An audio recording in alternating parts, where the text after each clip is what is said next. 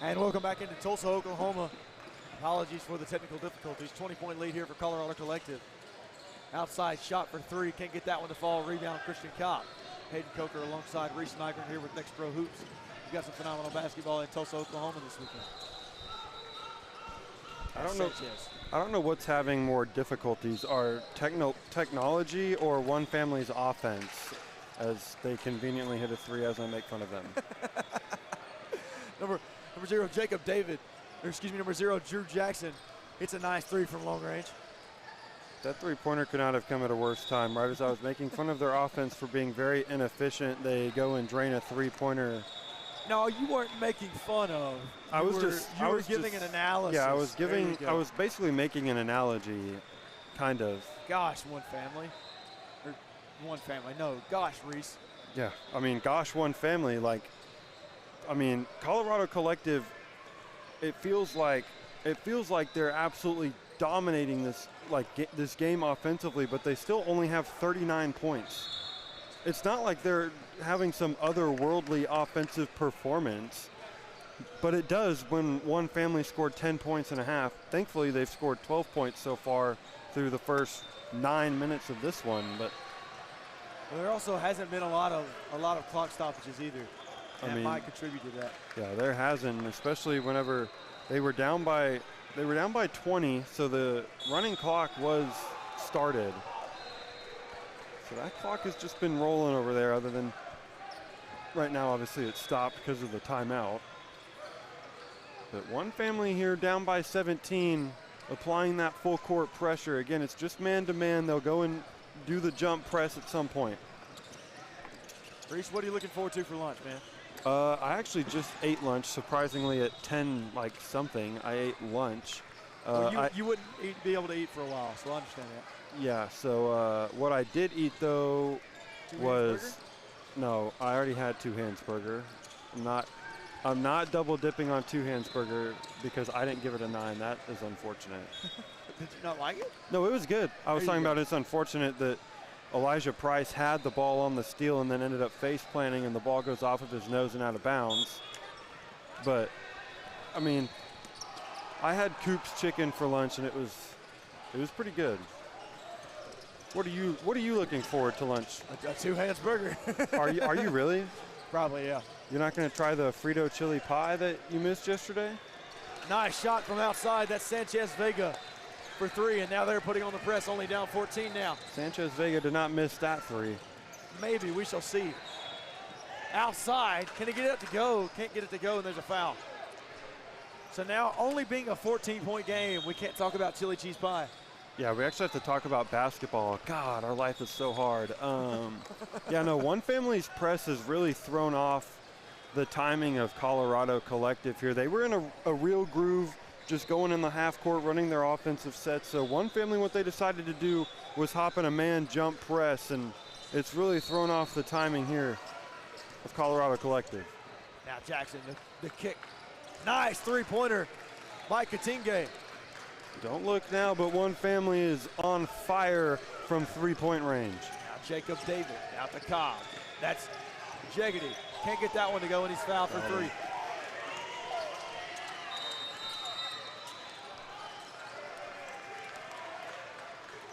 And now they're going to call that foul on Sanchez Vega. Yeah. Vega is pleading that he didn't foul there, but it looked quite obvious that he did there. Just kind of ran underneath the shooter, and that's exactly what you can't do. Now a technical foul as well called on Sanchez Vega. Yeah, Sanchez Vega was very vocal about his displeasure with the call. And now at this point, you just can't worry about it. You can't keep talking. Yeah, I mean, we've already seen one player thrown out. Now the officials are going to come together. I didn't actually see the indication that there was a technical foul given. I didn't either. I just saw everybody come back. Yeah, I just saw everybody go back to the half-court line, and I just kind of rolled with it. That kind of goes right to my point of being easily influenced that Tyler and I talked about a lot.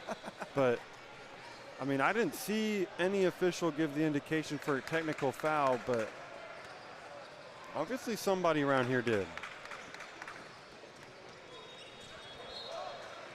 So now, officials getting together. So are coaches.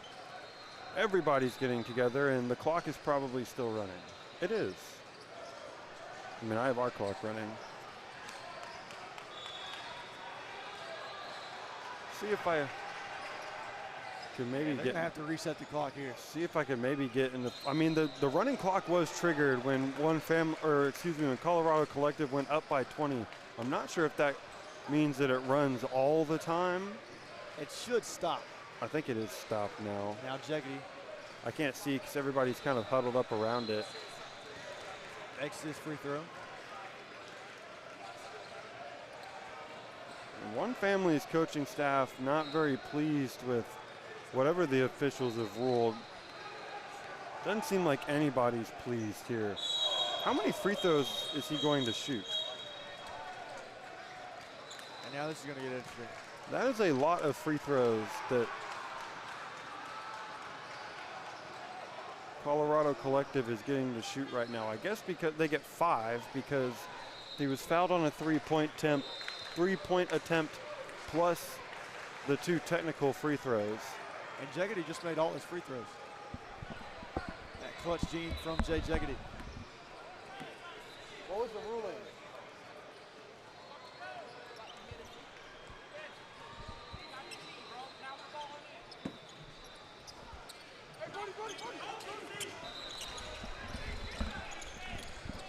Shot 3 free throws plus the technical foul free throws.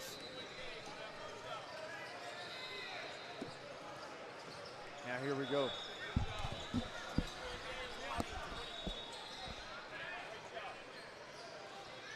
Nice job here by the referee, letting us know what's going on. He's doing a really nice job. I think he's been pretty good all weekend. Yeah, and I think they're mad because all of a sudden it was a 10-point game, and now all of a sudden the scoreboard reads that it's a 20-point game. I can guarantee you Colorado Collective did not shoot 10 free throws. We did get wording from the official that Colorado Collective shot the 3 free throws from the foul in the corner, and then Vega of One Family was then teed up by the official, so then Colorado Collective shot 2 more free throws, and that reads 16 if my math is correct, and that would be the right score. I think it was 11 before chaos ensued, and as you can imagine, one parent felt the need to come down from the stands and voice his opinion. Yeah, and I think you're right. Well, I'm not going to say I think. I know you're right. Thank you. Of course. I'm not always wrong. Reese is always right. I wouldn't say always, but I'm going to start calling your little tidbits that you drop and the knowledge, you know, like you just did there with the referee. I'm going to call it Reese's Pieces. Okay. Let's go to Reese for his pieces. Let's not say that. Yeah, let's not say that. Let's not say that. And now you've now made time for Reese's Pieces. There you go. Now you've made it awkward. No, you made it awkward. Let's go to Reese's Pieces. Yeah, pieces of knowledge. Sure. Inbound here to Brody Shepard. Shepard finds David across the court. Now 94 feet. That's his own defense from One Family. Nice job. That's Khalil Hudgens gets it to go.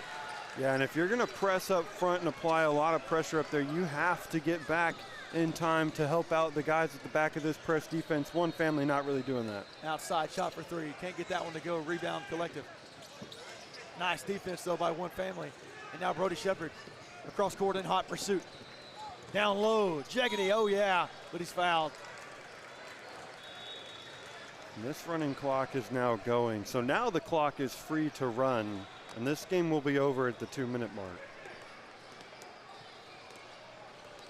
Jay Jeggedy going to go to the line.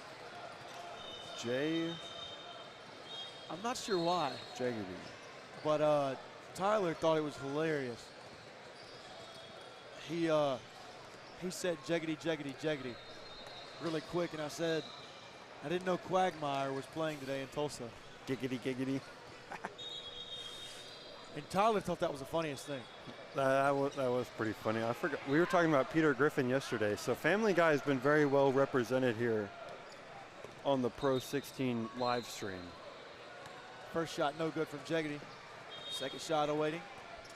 And he sinks that one. He's been pretty good from the free throw line today, especially from the three free throws earlier and then the technical foul. See, now every time you say it, I'm going to think of Glenn Quagmire, which is not fair to Jiggity. Outside shot, Sanchez Vega, no good. Rebound, Brody Shepard. Shepard guarded by Katinge. Now Elwood, nice ball movement. Jiggity outside, can't get that one to go. Rebound, Sanchez Vega. Now One Family trying to make a little noise. And Katinge with the offensive board, nice job there. Outside, they need a three. Can they hit it? Can't get that one to go. Now a rebound and a putback from Dylan Campbell. Nice job by One Family, 47-30 your score with 2:10 remaining. Yeah, you said starting to make some noise, and I thought for a fat minute that the back of the One Family jerseys was supposed to say noise until I realized it's #no eyes. It's just all together. I thought it was noise too. So okay, I think it's supposed to say no eyes, which would be fitting with the team name One Family. But for a fat minute, I thought it said noise, and sounds like I'm not the only one that thought that. Well, I'd say you're right. The more I look at that glowing Two Hands Burger sign, it just makes me want it a little more. Gave proof through the night that our burger was still there. Where do you come up with this? In my noggin. Your noggin? On this episode of Reese's Pieces. Let's come up with a different name than Reese's Pieces. I don't like that name. I don't like that name. Christian Cobb in a story for today for the Colorado Collective.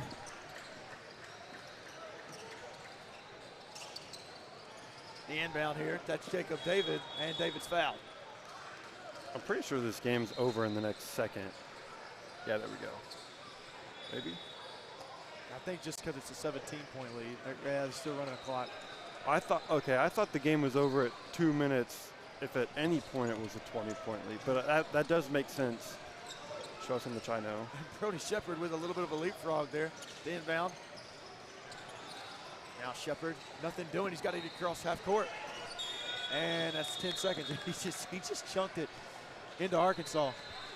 Yeah, just trying to get it across half court in time, but it did not matter. And One Family is going to hope that Puma inserts a 15-point line so they can get a shot from there. Outside, deep three by Campbell, no good. Rebound, Brody Shepard. That might have been where I put the 15-point line, where Campbell just shot that one from. That was a long ways. That was from just outside of Tulsa. Yeah, it was. It's probably 20 minutes away from here. Here we go, Jacob David. Gets it, and he throws it away. It'll be One Family's ball now. 55 remaining and running.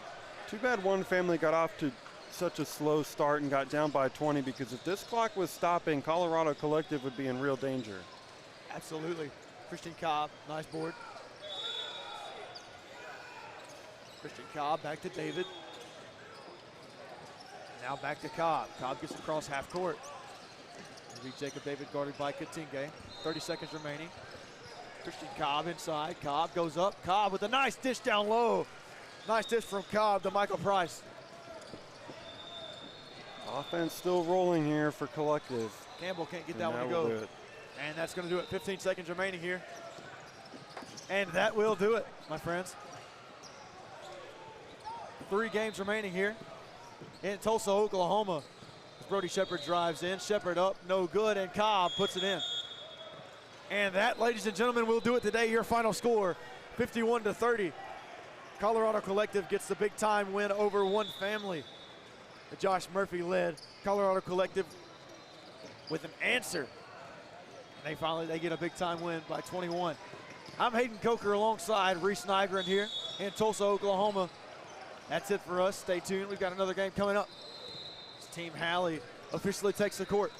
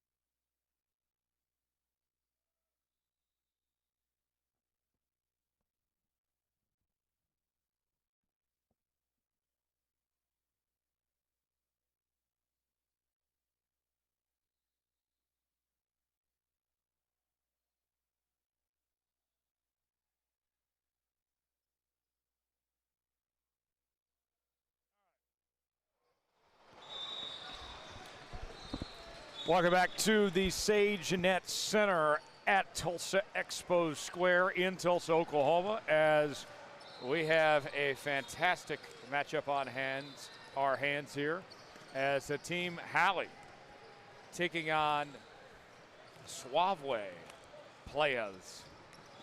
Suaveway or Suaveway? Suaveway, there we go, yes. I don't know which one we'd rather call it, but the Suaveway players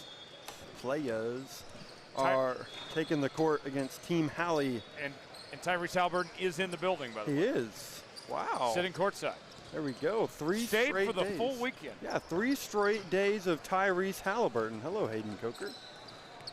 Pleasure to see you. I'm surprised Hayden Coker didn't try and go dap up Tyrese Halliburton. Yeah, we already did that this weekend. Oh, y'all did? We did. Oh, wow, nice. I talked a little wrestling with Tyrese. I missed those meetings. But yes, glad to see Tyrese Halliburton here for all 3 days watching his team represent. Yes. A lot of fun the last few days, and we are expecting this to be another good one on our hands here, as we're getting close to wrapping up now. Yeah, let's hope it's a little better than the last 2 that we saw that both ended up with a running clock rather early on in the game. Team Halley's got it all. We've seen them multiple times here on court 29. This is the first time, at least to my knowledge, that we've seen the Suaveway players. What a name. Suaveway players. We saw the Las Vegas Nick boys yesterday. Today we have the Suaveway players. Suaveway players. Say that 10 times fast. I'm not going to try and do that. I don't think I could. It would sound like gibberish after I got to probably number 4. I wonder how. I know these guys are young, but I think of that song, Swag and Surf. Swag Surf? Swag Surf, yeah. Man, I got this one. I think that's been played at least every football stadium in the world at least once. Yes. Great song. It is a good song. I think this is the first time we've seen the Suaveway players on court 29. Might have seen them on Friday, but again, we weren't on air for those. Here's the inbound. And we're ready to go. Puts it up. That's good. Yeah, Rupert and Williams are going to be the 2 big bodies for Team Halliburton. We've seen a lot of Williams. Very highly touted player. Puts it up, that's good for Allah.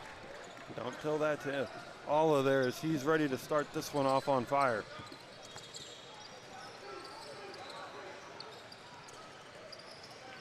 And that's a steal. Puts it up, missed. Missed by Bartle.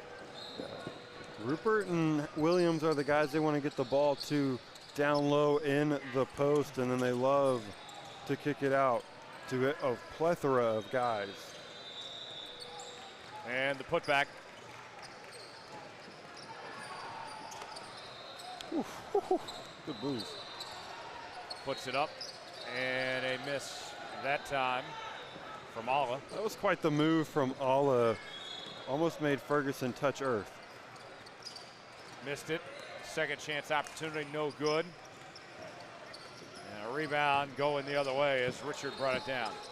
Yeah, Rupert's been fighting down low for some positioning, trying to put himself in the best spot possible to get those offensive rebounds. See how physical they continue to play here down low.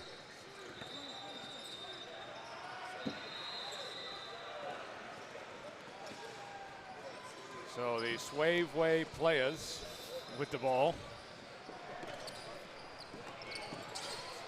I might let out a little chuckle every time you say players.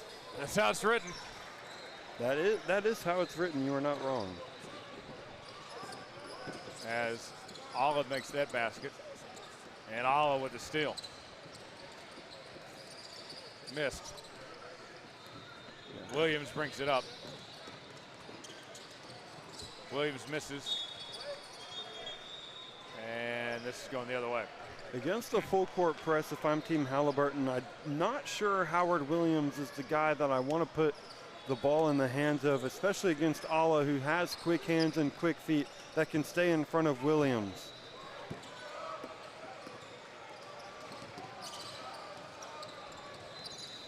Griggs with it. So helpful when they have names on the back of the jerseys. That is also very helpful. You don't see that a whole lot here. Puts it up, and that's a miss.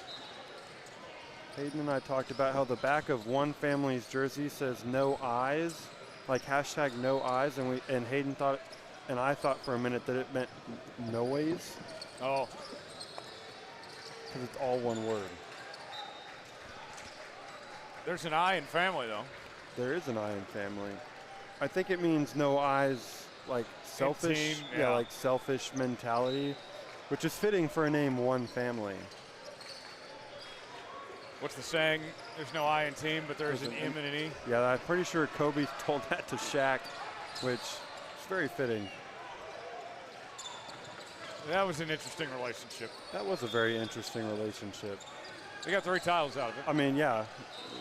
Alla puts it up, no good. Interesting personally, but on the court there was no denying that it was one of the best of all time. 3-pointer. And a jump ball. I think you still have to give the nod, though, to Jordan and Pippen. It's kind of hard to claim a duo better than that one.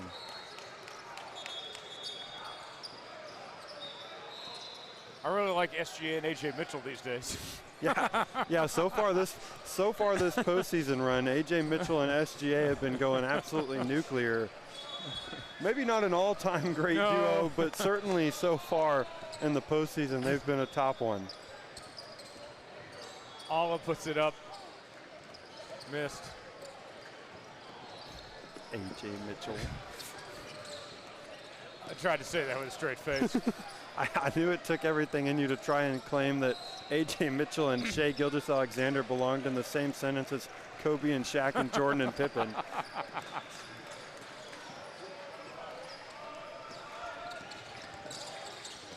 Lost the handle on it, turnover. Rupert comes away with it. I mean, Hayden and Two Hands Burger is on their way to being an all-time duo. He claimed that's where he was going for lunch today again. Oh, gosh. I think that might be what Hayden's going to miss most about this weekend is not the great basketball, but the Two Hands Burger inside the SageNet Center. I didn't try Two Hands Burgers while I was here. I did have a corn dog a little while ago. Okay, you didn't try the chicken on a stick? I did not. Puts it up, that's good. Alla for 2. Goes in and draws contact.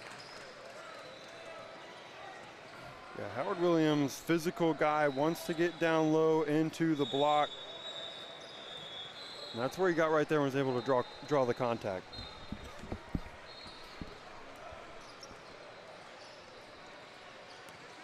So Williams is at the line.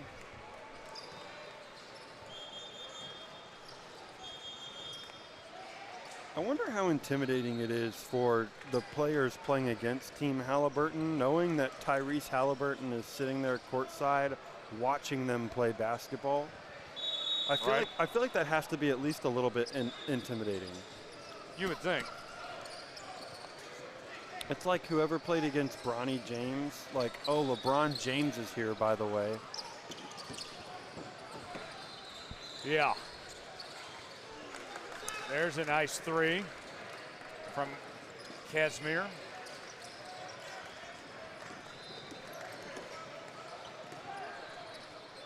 Puts it up, that's good for 2 from Williams. Both of these offenses are really rolling now. Missed the 3.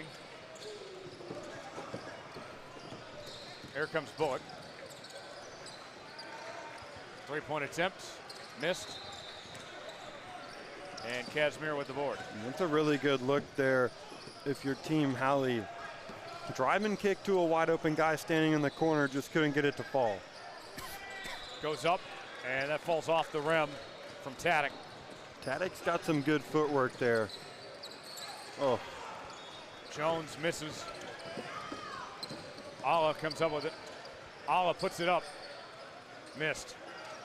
Offensive rebound. Griggs, jumper, airballed it. Yeah, not the prettiest looking jump shot there from Griggs. Alla is maybe the guy that Suaveway wants shooting the 3 ball.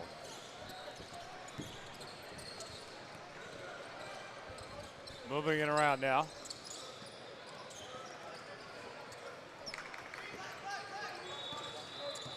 There you go, get Rupert in the pick and roll.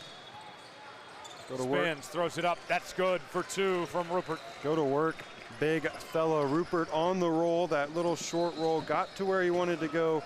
Perfectly executed spin move and an easy 2. Alla throws it up. Missed. Alla threw up a prayer. Spins, puts it up, got a hand on it. Denied. Recovers it. 3-point attempt. Missed. And that goes out of bounds. If you're going to leave Jones that wide open, bad things are going to happen at some points. So far, Suaveway should be thanking their lucky stars that he hasn't gotten hot from 3, or Team Tyrese would be up by a lot more than just 6 points.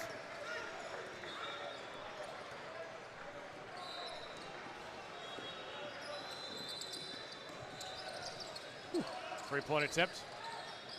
There it is. A nice shot by Richard. Yeah, good job from Griggs there, creating that though on the dribble penetration to the hoop, collapsing the Team Halley defense and finding the open man in the corner. Puts it up. Off the iron. Offensive rebound.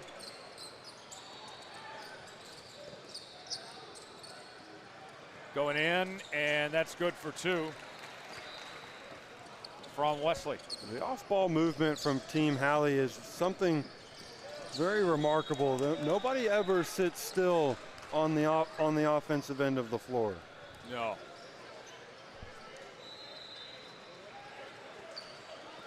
So Griggs will inbound.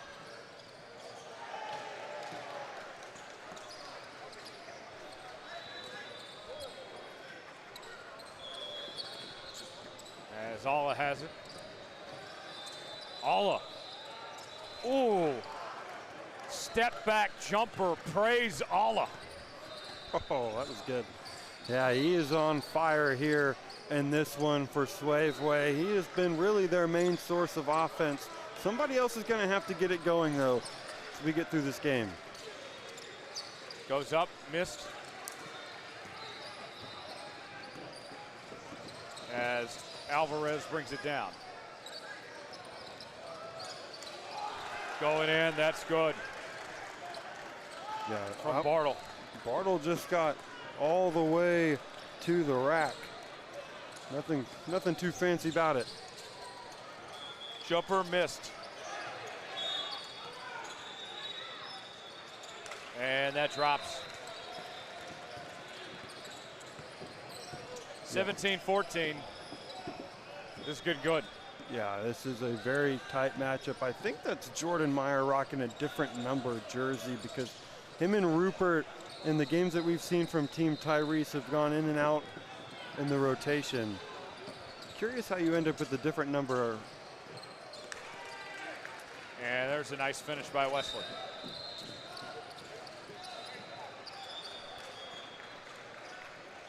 Timeout called by someone. 19-14 our score. Team Halley on top with 7:24 remaining here in the first half. And this has been pretty exciting already. Yeah, it's certainly been more exciting than the first 2 games before this one. And so far it's been the big men of Team Tyrese, Meyer down low, as well as Rupert. And then you add in Alla for the Suaveway players, and see, it gets a chuckle out of you too whenever someone says players. Those guys have really been the offense for both of their teams. Alla's just been getting it done all over the floor, whether it's at the cup or from downtown, where Meyer and Rupert are just using their size over the post players for Suaveway and just dominating down low.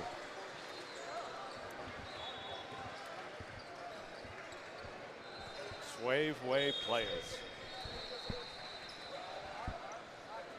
Players. With the Z, by the way. No, Yes. no S around here. And a kid named Allah. Yeah.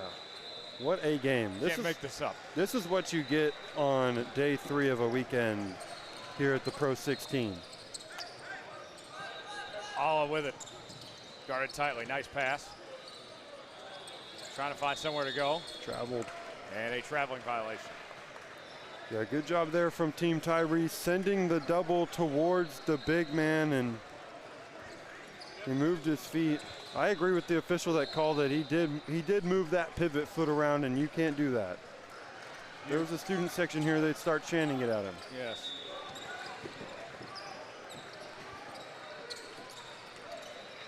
Three-point attempt. Missed. Goes up, and that falls in for Williams. Somehow, some way, Team Tyrese lost 4 points according to the scoreboard. Yeah, I'm confused.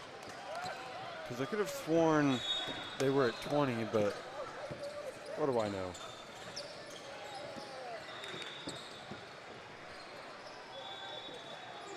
Wesley has it.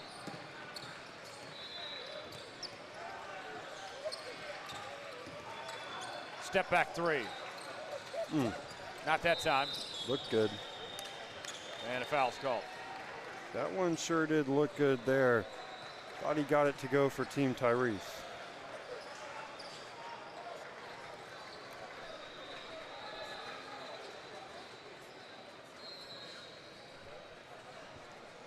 Don't hate the players, hate the game. Dun-dun-dun. Brunt.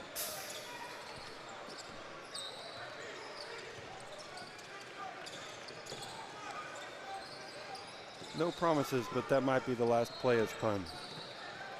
Williams for three. Yes, sir. 3-point shooting from both of these teams is on a different level early on in this one.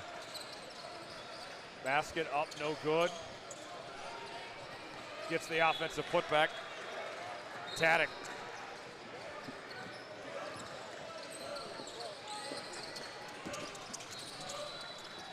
Gets out of the double team. And a nice basket that time. Yeah, Meyer there just stepping out, extending to the three-point line. If Meyer can hit that shot from three, he's a matchup problem for Suaveway. He is a player.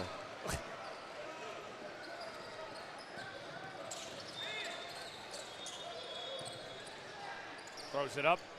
Missed. Rebound by Wesley.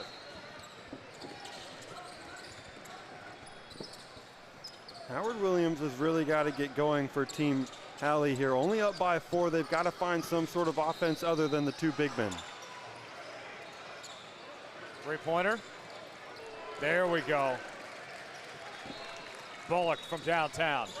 And guess where that offense started from? It went from Williams into Meyer. Now the skip pass from Wesley over to Bullock. But it all started by feeding the big man. A miss from Allah.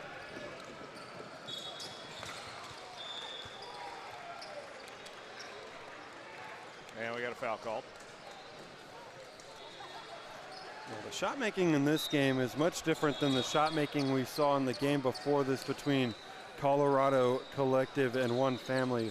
One Family did have 10 points at halftime. So far, both of these teams are approaching, one of them's over 20 and one of them's approaching with 19. Jumper. Missed. Offensive rebound. Three-point attempt. And no dice that time. Team Tyrese isn't just shooting three-pointers, they're shooting wide open three-pointers. And that's knocked out of bounds. Yes. They are wide open, and that's because Williams and Rupert and then Meyer, whenever he's in, They force so much attention from the Suaveway defenders. Corner three. Yes, sir. Tadek. That was quick trigger right there. Right in the shooting pocket. Get that one off in a blink of an eye. Throws it up.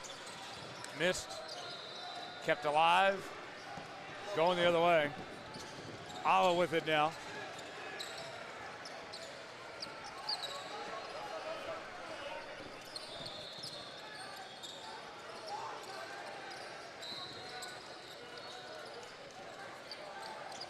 Thought about the three, lost a handle on it, recovered. Halley from deep three-point range, missed. Foul called.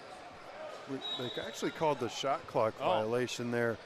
And Team Tyrese and their bench are not pleased with the call. They had a fast break opportunity, but because of the shot clock violation, they didn't get it. Now the official's going to go explain to the one person in the world who probably understands that, Tyrese Halliburton.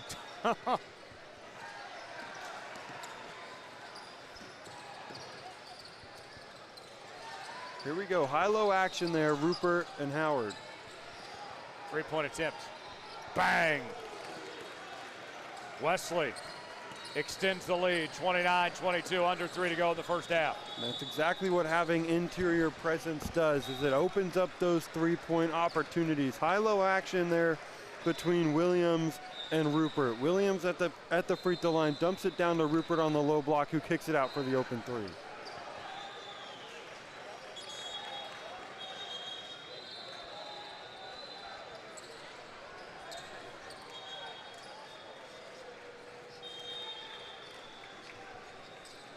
So here's the inbound.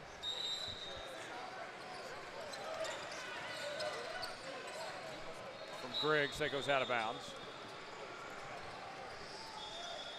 We were talking about SGA earlier. Obviously, I'm assuming you saw that he won back-to-back MVPs. Yes. Did you hear what Hayden called him? No. He called him the flop. Wow. So you and Hayden are going to have to... Hayden is going to have to be escorted out of the state immediately. or what, SGA is going to get free throw? Sorry. Wow. Sorry, it was too easy. Just kind of like that Tadek bucket. for two. Just kind of like Tadek's bucket right there, but that is the running joke on social media. Anytime somebody does something foul, it's SGA to the free throw line.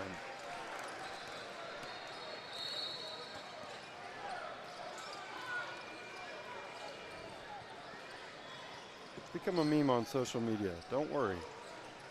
Everybody loves talking about SGA. The best player in the world. The Aura King. Griggs gets it inside. Three-point attempt. As he was falling down was Richard.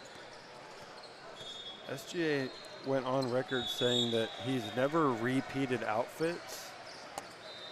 I find that hard to believe, but then again, with how much money he's making, I also don't find that hard to believe.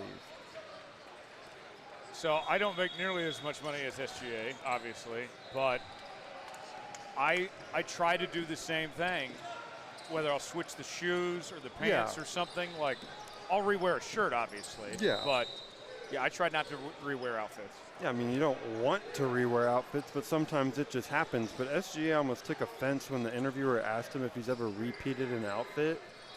He was like, no, never, never. He's got some style. He does.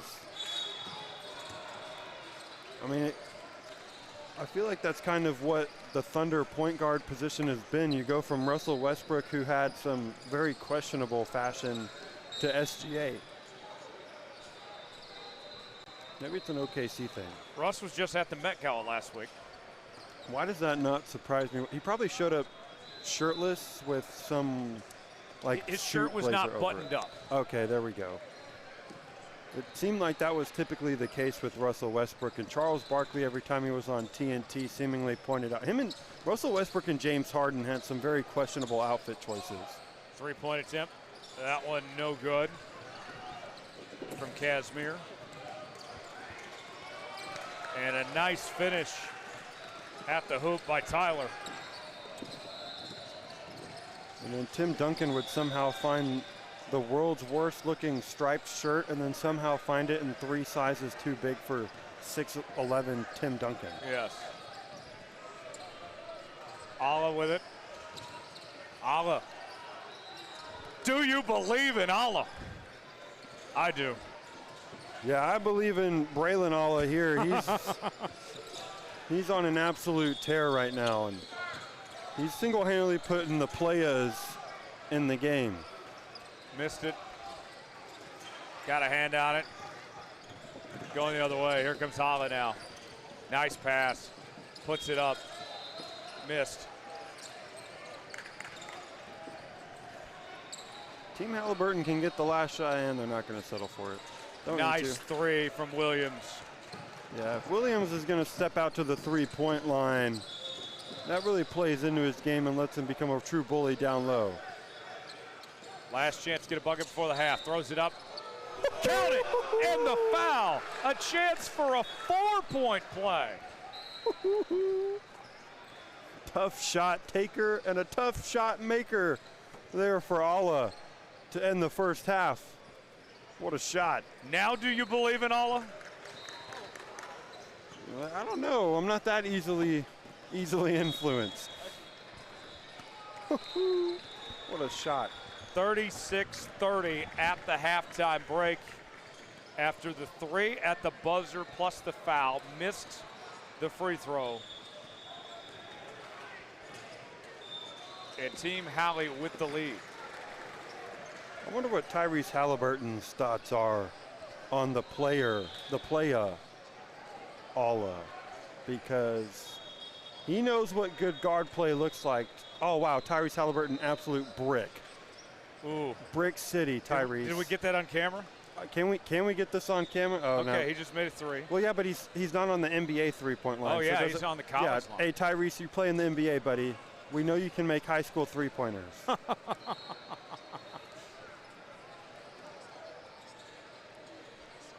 He's got to step back. I want to see if he could recreate that shot he hit against the Knicks that hit the top of that hit the back iron and went a mile high in the air and fell, and then he hit the Reggie Miller on him.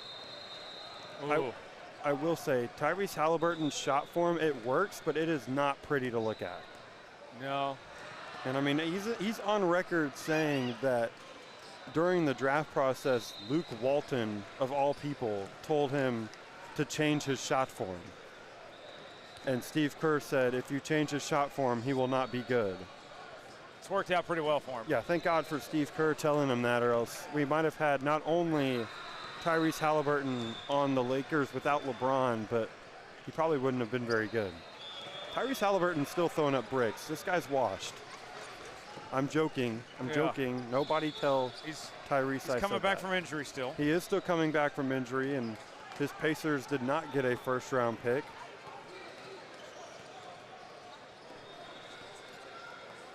I like how I'm here broadcasting a bunch of high schoolers play basketball, and I'm flaming NBA All-Star Tyrese Halliburton. Yeah, throwing shade at a top 10 player in the league. Yeah. I mean, hey, you come to this tournament and you start throwing up bricks in front of these high school players, you're not subject to some scrutiny. Just kidding, Tyrese Halliburton. Don't come at me.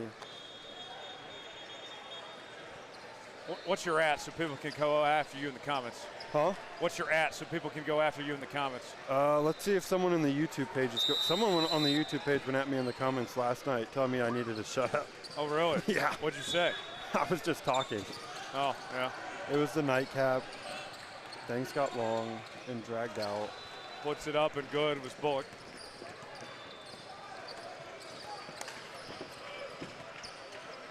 At Tyler Jones on YouTube, guys. That's my at. Oh, yes. We can at Hayden Coker. Coker on YouTube. Hayden. There's a turnover. Puts it up, missed.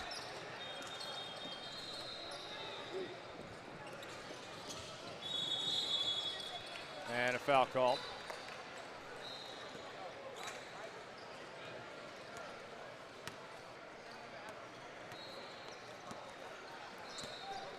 Suaveway's going to need somebody other than Alla to get hot here in this one if they want to get the win in this one, because Team Tyrese has found what works for them offensively, and that's feeding the big fellas down low. Casimir makes the first.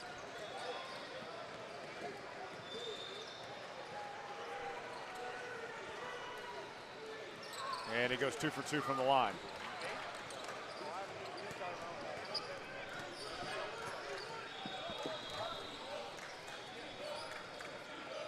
Ferguson with it. Out to Jones. There you go. Feed it down to Rupert. Here comes the double. And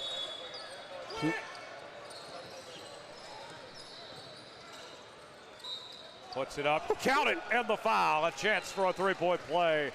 Zaire Jones. what a job there from Zaire Jones. The good cut from the basket, good feed from Rupert, and the finish through contact to earn a chance for a three-point play. I knew I liked this team. They got a Tyler and a Jones. There we go. I mean, Tyler Jones is, those are two very common names. Oh, yes.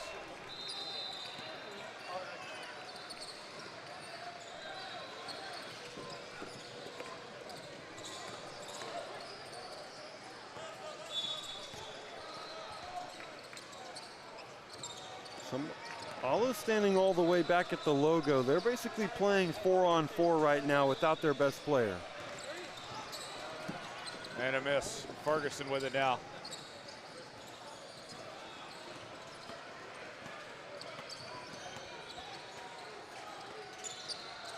Puts it up, and that falls in for two from Rupert. Rupert is too tall to be throwing down some rim grazers. He's got to punch that one through with authority next time. They all count the same. They do all count. This is not a style contest. You don't get style points. Throws it up, missed.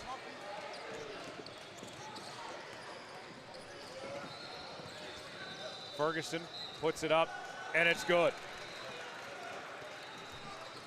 Yeah, Ferguson there just getting into the body of the shot blocker, putting it up. Alla knocks it down. My God, this kid is good.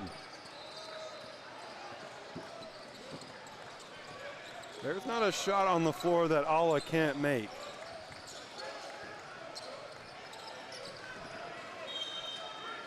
Williams with it. Williams for three. Short. Here comes Alla now. Alla, three. No. If he had hit that one, I might have become a believer. Good job, Bullock. Nice finish at the rim by Bullock. 12-point lead. 13 minutes to go. Good job by Bullock, sprinting down the floor, sneaking up behind the defense and getting home for the easy jam. That one goes out of bounds. The ball will remain with the players.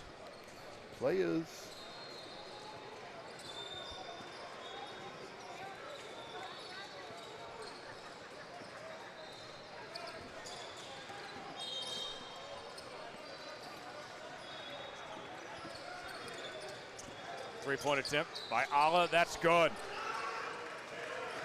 Hand down, man down, and I don't know why your hand would be down when you're guarding Alla. That guy can make one the second he steps in to the SageNet Center. Give it back to him. Three-pointer, missed. At this point, it feels like Suaveway has to run their offense through Braylon Alla. He's really been the only one that can consistently make shots. Missed. Rebound. Here he comes. Here comes Alla. Recovered by Alvarez.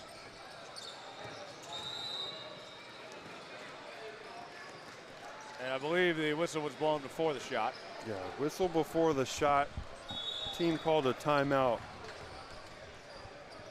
Now if you're the Suaveway players, you've got to draw up ways to get Alla open, because you can't just put the ball in his hands and let him come down the court and get his shot, because at some point Team Halley is going to step up and essentially force him to, get the ball out of his hands. So you're going to have to run some sort of off-ball action to make sure that you can get Alla open and get him a clean look. You can't call yourself the players without making plays. That is very true, and the players are going to have to make some plays here late, down by 9.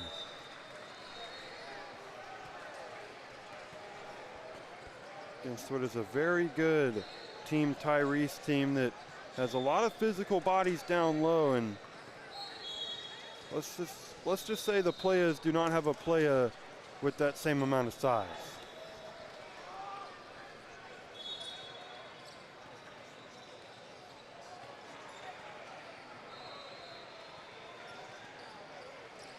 So when you drive back to College Station tonight, will there be a stop at Buc-ee's?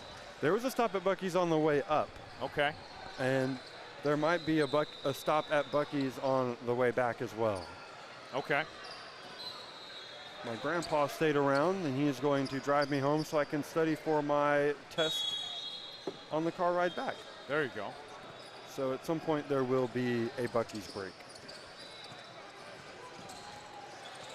At this point, can you even call it a gas station? I feel like it's just a convenience store that also sells gas. That's what QT brands themselves as.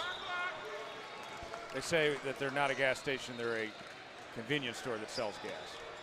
I mean, that's essentially what Buc-ee's is. I mean, they got food, they got gas. It's a grocery store, basically. It's more than a grocery. They got a whole section full of just Buc-ee's clothing. Like, that is not a gas station. That 7-Eleven, now that's a gas station right there. Yeah. Buc-ee's, not so much.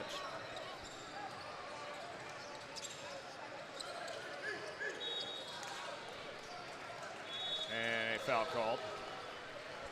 And what Team Tyrese did on the defensive end down here against the players was they hedged that screen that Suaveway tried to use to get Alla open. They brought the big man Meyer up, essentially forcing Alla to give the ball out of his hands or give the defender for Team Halley enough time to catch up.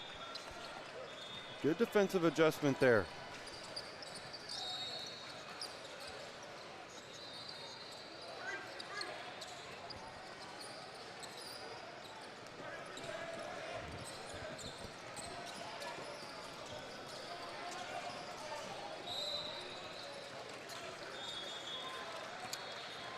That one goes out of bounds.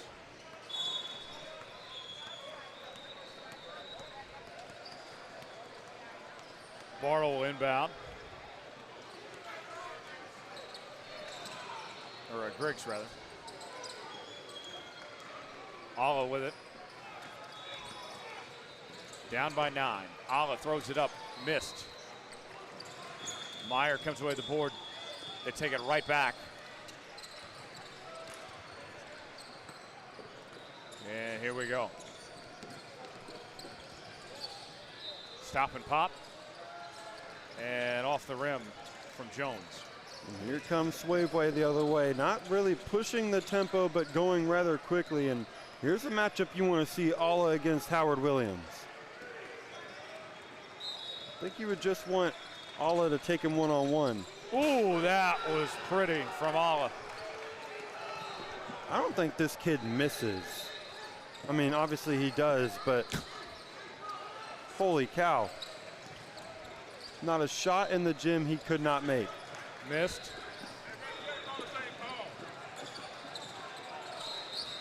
And now they go the other way after a miss on that end. Williams was waiting for it. Nice pass. And the finish by Meyer. Yeah, good feed there from Williams down to Meyer. And still in this game, though, is Suaveway. And a miss on the other end. Williams wants the ball for Team Tyrese, and he's being guarded by Griggs, so he's got the matchup. Three-pointer off the glass.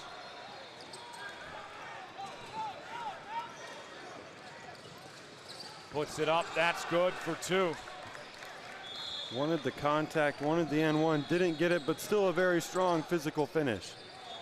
Puts it up, airballed it, out of bounds. Yeah, Meyer hit his first shot. It looked like he was just a natural three-point shooter. That one did not have the same result. 49-43, 9:24 remaining. Too bad Hayden Coker missed the Alla show because it's still going on, but that heater that he was on was. It made you believe. For a minute it did. It was some of the best shot making we've seen in this tournament, if not the best shot making we've seen for a stretch here this weekend. Well, if you're the players, I think you got to keep fading Alla. Yeah, I don't think there's a strategy that you can implement other than feeding Alla, because it has worked so far to this point, but again, at some point somebody else is going to have to hit some threes.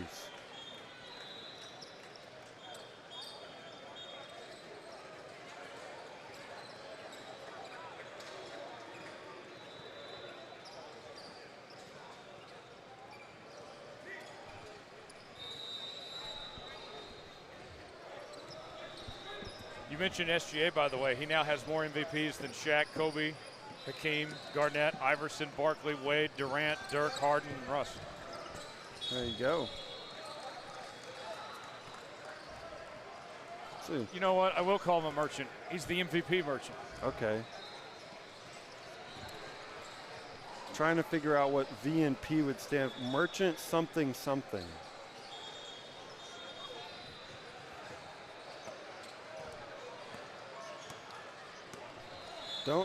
Don't give SGA too much love, or Hayden Coker might grab a mic from out of nowhere and start chirping at you. He doesn't want that smoke. Hayden's not about that life. He's not a player. He's not a player when it comes to arguments about SGA.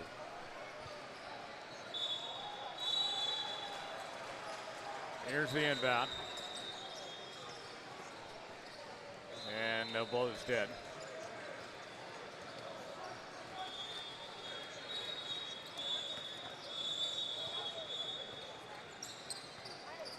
Missed it.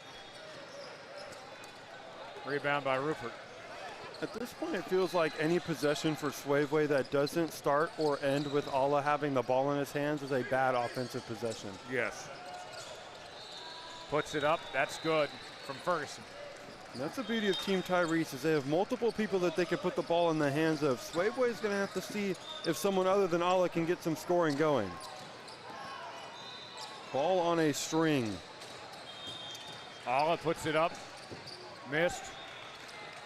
He knew he just missed that one too, and he's going to get it right back.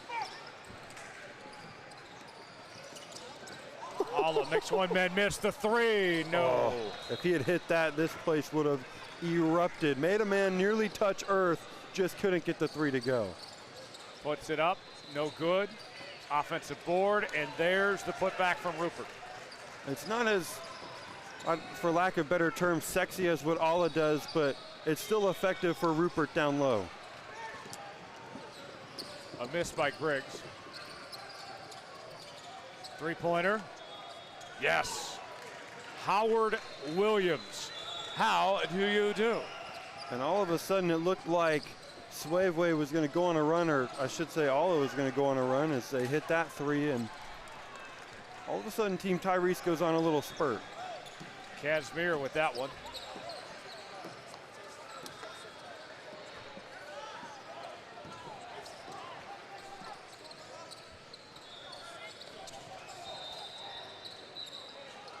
And there's the steal.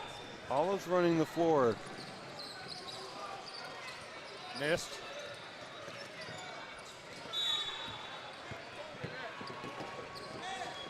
Bullock with it. Goes in, lays it out there. He's got it. Ferguson with the bucket. Yeah, just kind of not in a good position there for Tadic to block that shot. He was on his side, and you're never going to get a deflection like that. should be 58-46. Alla goes in, passes it out to the corner. Missed. Offensive rebound and the spin, and it goes in from Cummings. Just a good spin and put back there for Javian Cummings.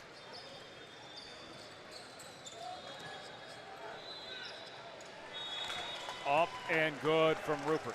Again, nobody on this Suaveway team has the size to stop Rupert.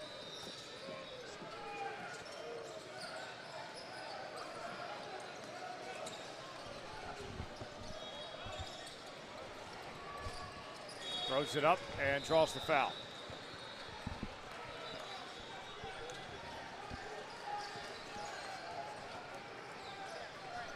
Didn't get the shot to go, but he's still going to get to the free throw line. Here is Alla. 6 minutes remaining. 61-48 is our score, with Team Halley leading.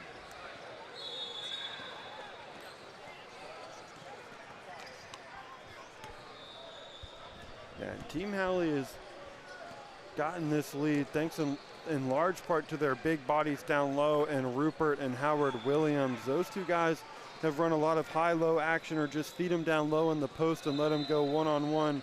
For Suaveway, it's been the dude at the line, Braylon Alla. He has been damn near automatic.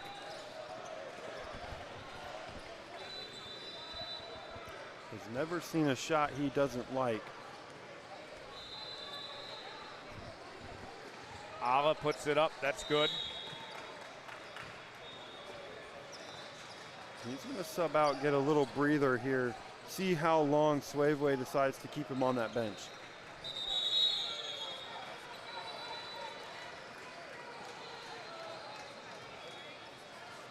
An 11-point game.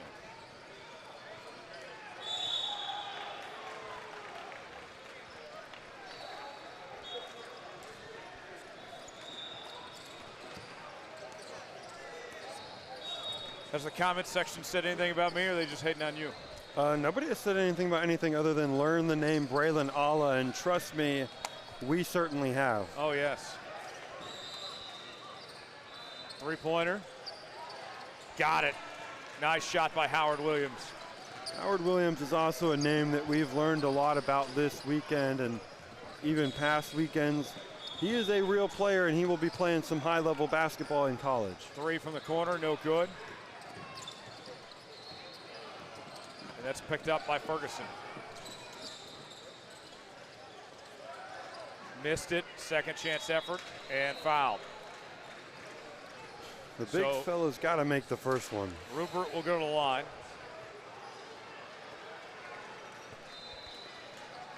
Missed that first dunk attempt. Thankfully got his own rebound and got fouled and went to the free throw line, because that would have been embarrassing, missing the dunk, and that was the end of the possession.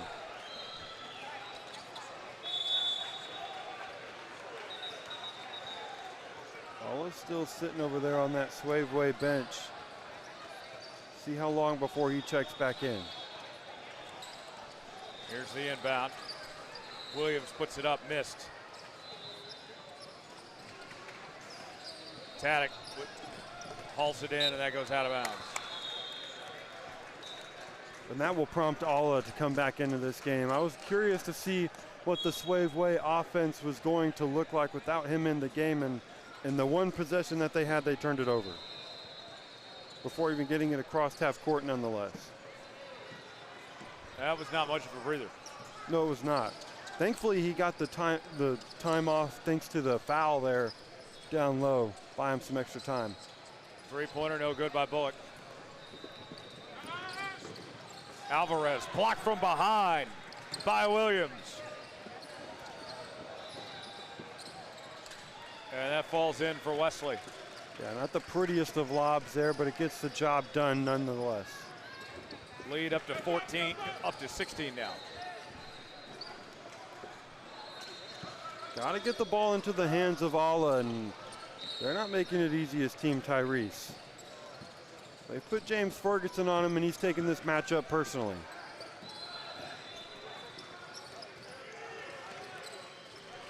Three-pointer. Missed.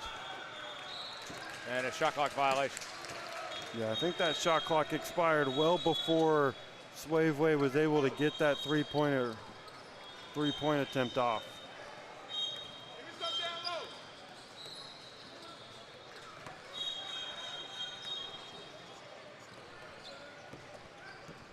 Ferguson will bring it up.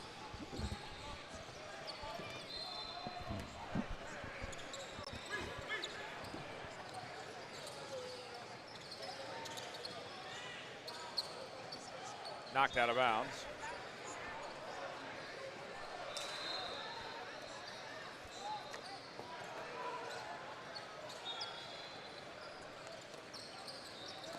Ferguson will inbound. Three-pointer. Got it. Bullock again. Yeah, Bullock there, and I think he's going to have a chance for the 4-point play here at the free throw line. That was a good shot there from Bullock through the contact from downtown. They have a nice 69-50 lead, nice. And now they can get it to 20, which would get us to the running clock. Which means he's going to miss the free throw. Or maybe it's just when I say it. We'll find out. Moment of truth. Missed it. Oh, well. Never mind. Oh, okay. I think it's when anyone when you acknowledge it. Yeah, anytime we acknowledge that the runoff is near. Out of bounds.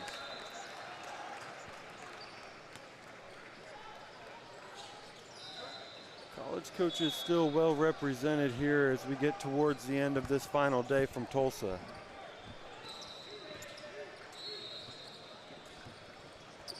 Ferguson brings it up court.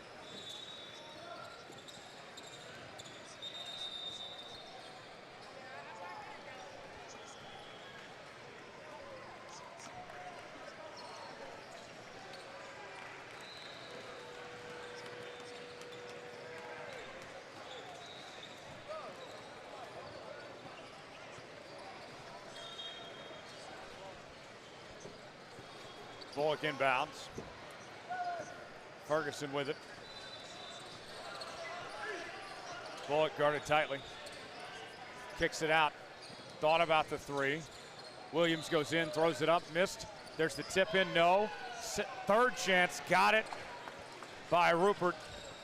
And we'll go to the running clock. We'll have about a minute remaining.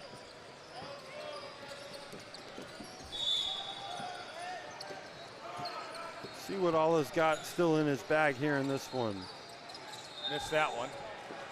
Williams with the board. Howard Williams has been fantastic today. Yeah, he has really shown why he's one of the best players in the country here today. Rupert's made a nice name for himself as well down low.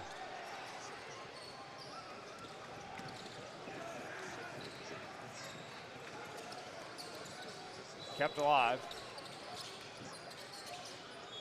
That one goes out of bounds. Straight into the team bench. Yeah, they're wearing the same jerseys as you, but they are sitting out of bounds.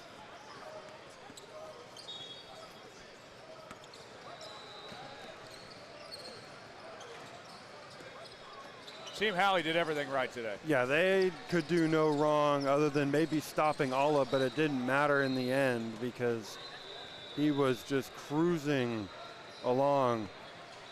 But yeah, they fed it down low, and that was really good offensively, and that will end the game here. 71-50, Team Halley gets the win. More to come from Tulsa as we continue with Puma Pro 16 action.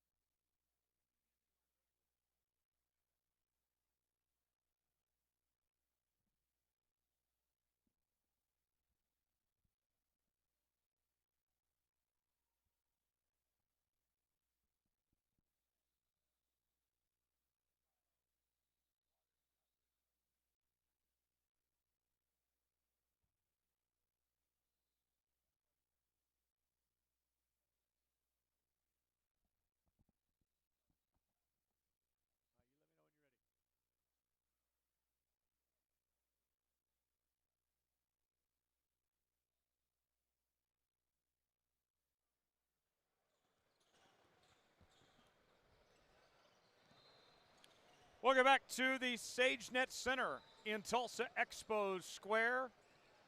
From beautiful Tulsa, Oklahoma, Tyler Jones, Hayden Coker here with you as we have our second to last game of the day. Nebraska Supreme taking on the Colorado Collective. Tyler Jones, Hayden Coker here with you. Hayden, we've seen both these teams before. This should be a fun matchup.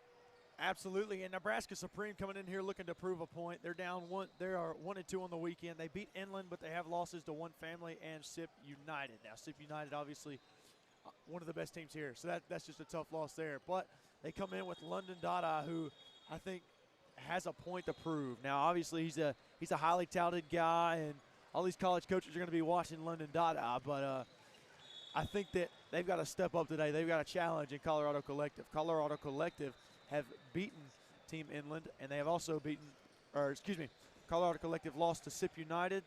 They beat Team Inland, and then we saw earlier they got a big win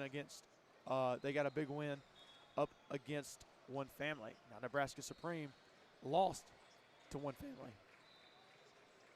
so it should be interesting. It should be. Can't wait to see how it all unfolds here. What are you most looking forward to seeing? What? Actually, let's shoot for this. Let's go more specific. What one player are you most looking forward to seeing? Jaggedy, Jaggedy, Jaggedy. Jaggedy, Jaggedy, Jaggedy. Jay Jaggedy, he played a phenomenal game yesterday, man. He I'm not going to say shocked me. I've seen him do it before, but he played a really nice game. I'm curious to see how Jacob David does. Obviously, Christian Cobb. But Khalil Hudgens got going a little bit last game, too. And Brody Shepard caught fire. Yes. So Colorado Collective probably going to be the team to beat today. But Nebraska Supreme is a good basketball team, a very good basketball team. They are. They have a 15U. I think they're top 5 in the country. Yeah. They got some real talent. Very real talent. London Dada, one of the main guys here for this Nebraska Supreme team. Dada threw it down a couple weeks ago in Lincoln over a kid. Made the Next Pro Instagram page. It'll be Cobb and Dada to jump. We're just about ready to go with the opening tip. Well, we thought. I don't see a referee yet. Yeah. Here we go. Getting things all squared away. We could send you out there with your headset and let you ref it. I don't think that'd be a good idea. I'd probably drop some cuss words. Get yelled at a parent or two. That'd be fun. Oh, yeah. Tee them up. What would happen is I'd tee them up, and they'd charge at me, and I'd run the other way. Can't be scared. I'm not a confrontational person, Tyler. I don't know if you know that. Oh, I am. Are you? I all can't right. do it. We have one official, 2 officials, 3. There we go. Now extra practice for Cooper Elwood. Let's do that basketball. Wonder how many times it needs to be bounced.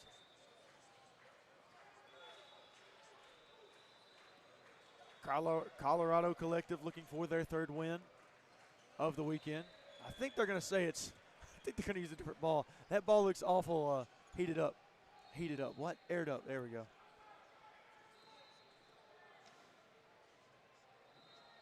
We called in Tom Brady to switch out the balls. Any racing news today, Tyler?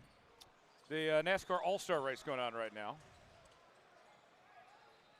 Who are you rooting for? Well, I cover the sports, so I'm not rooting for anybody. Understood. But Denny Hamlin did win the first stage. Understood. Here we go. And a quick find already to the hoop is Holland. Now Cooper Elwood. Elwood. Blocked from behind, knocked out of bounds. Good block from behind. That was Blaze Jung.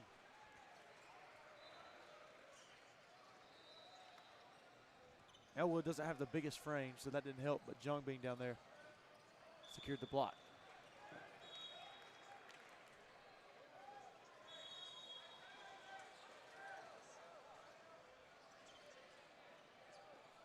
Watch for Brody Shepard off this inbound. He caught fire in the last game. I'm curious to see if something similar happens here.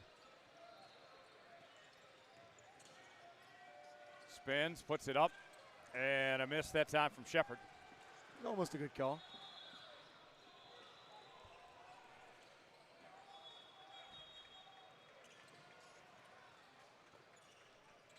Here they go. 3-point attempt. That one off the mark by Dada. Second chance effort. Count it, and the foul. A chance for a 3-point play. Holland. Nice job there by Shane Holland. Down low, used his body for a little momentum, went up and wasn't scared of contact.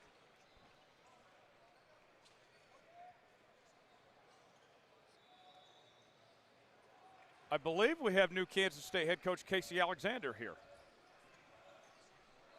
Should I tell him I went to Kansas? I don't know if that'd go too well for you. He's new to all this. He doesn't seem like a rock chalk Jayhawk type of guy. Yeah. I found out how the song goes, though. Well, that's good. Shepard fouled down low. Shepard will go to the line.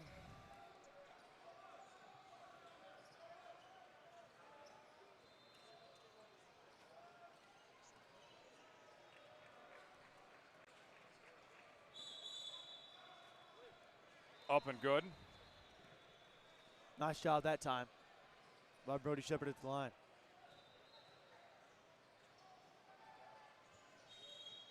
And he makes a second.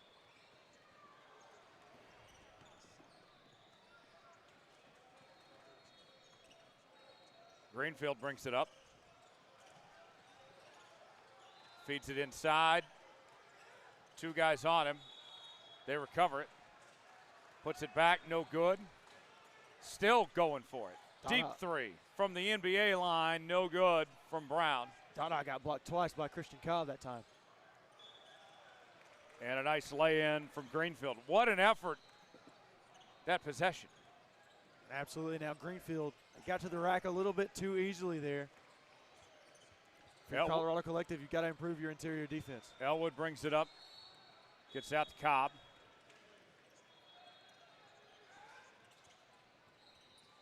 Shepard, no.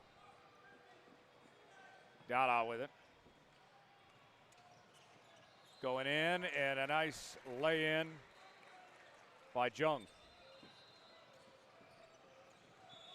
Here comes Elwood now.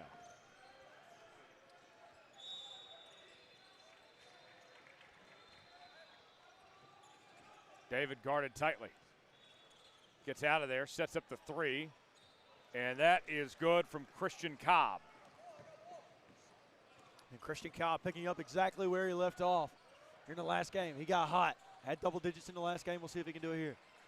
Greenfield with the bucket. Greenfield getting to the hoop rather easily here early for Nebraska Supreme. It's not a good sign for the Collective. Elwood with it. Lost a handle on it. Turnover. Greenwood on the steal, too. Here they come.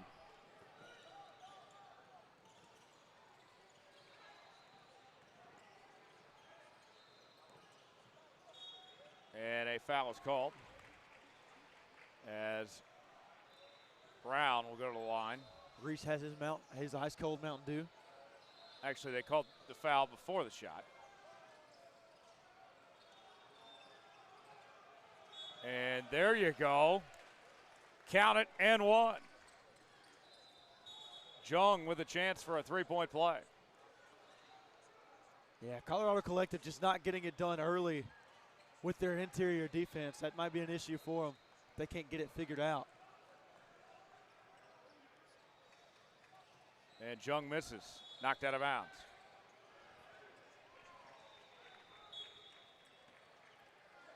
They're going to say that it went out on Christian Cobb. So now Nebraska Supreme with a stolen possession there.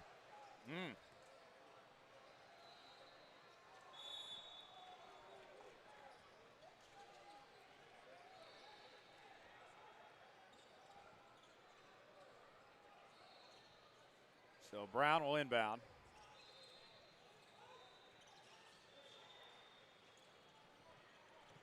Dada going in strong and the finish. Nice job there by London Dada. Now a 9-point lead here for Nebraska Supreme. Elwood brings it up. Elwood, miss. Rebound by Jung. It's a nice turnaround, but couldn't get it to fall. Jung gets it to Dada, guarded tightly. Thought about it, lost a handle on it, out of bounds off of David. The ball will remain with Nebraska Supreme.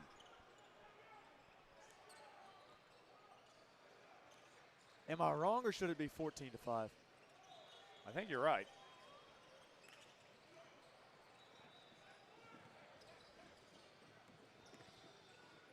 Puts it up, missed, out of bounds. It was a nice attempt there from Elwood. The turnaround. Supreme will take it. Who's winning the second stage so far? A.J. Allmendinger.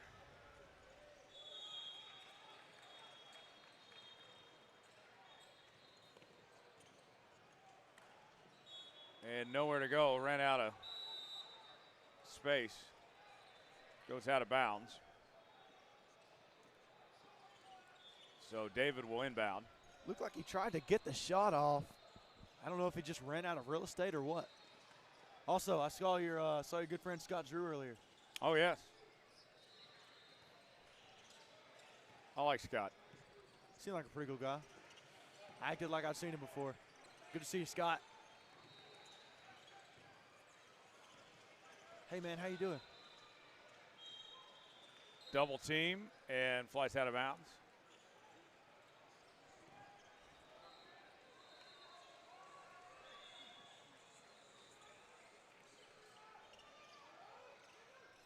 Here's the inbound. Sets up a three. Yes. Jacob David. Now 4-point game.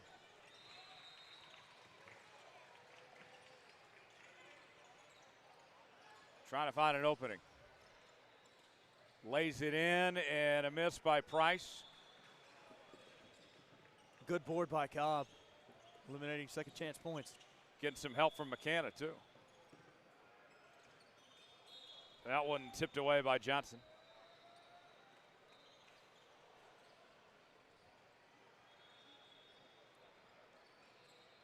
So David will inbound. 3-point attempt. That one in and out by Shepard. You're going to call that one on the floor? What happened over there?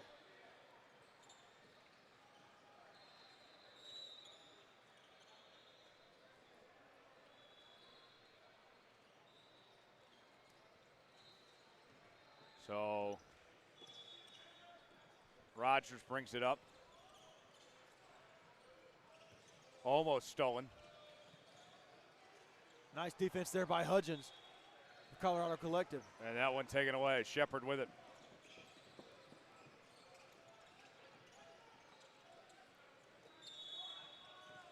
David puts it up. Missed. Yeah, lid on the rim right there. A nice steal by Cobb. Back the other way. Cobb lost a handle on it. Out of bounds. Yeah, Cobb just a little bit disappointed in himself on that one.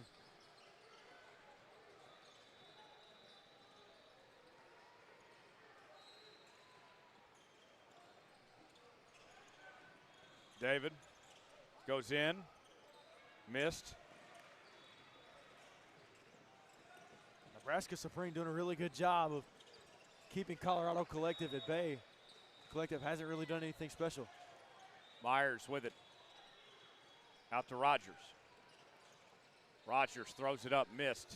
Offensive rebound and a foul. As Eberhard will go to the line and shoot two. Eberhard, nice job using his size to his advantage there. Would have liked to have got it up and in, but he gets the free throw shots. Misses the first. As Dada will check back in. Holland checks out.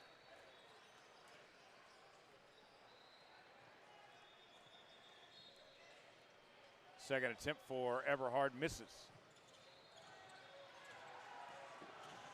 And Hutchins comes away with it. Elwood lost it, turnover. They got numbers. Puts it up, missed.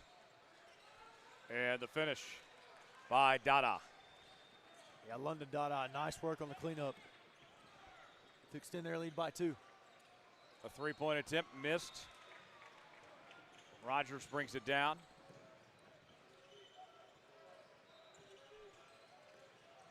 Rogers throws it up. No good. Rebound by David.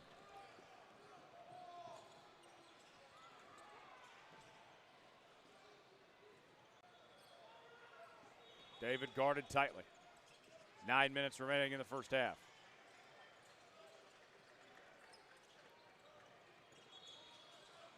Three-pointer. There we go. Two-point basket, rather. Nice roll there from Brody Shepard as he finally gets one to go. He's done some pretty nice things early so far. If he can keep it up, that'd be great. There's the turnover. And an easy finish at the hoop for Elwood. Now we got a one-point game. Yeah, nice and easy, too, by Elwood. They needed that one.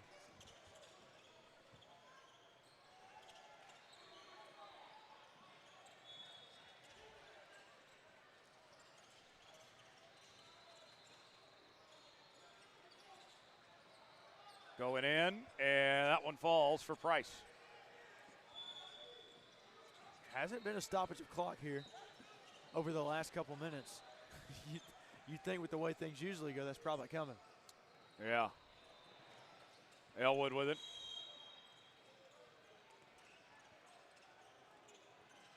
Elwood in the corner. Puts it up. That one is good from Hutchins. Yeah, Khalil Hutchins can be a force down low. Good move and finish by Johnson. Yeah, just no answer for that right there. Elwood will bring it up. 1-point game, 7:30 remaining in the first half.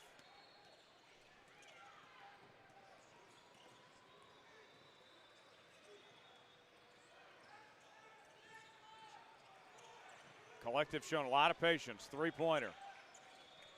And that one off the mark by Shepard. And Shepard, a little step back, nothing doing that time. He's got to get that one figured out. Dada guarded tightly. Gets it to Johnson. Johnson throws it up. That's good for 2. Nice job by Johnson. A really nice floater from the mid-range.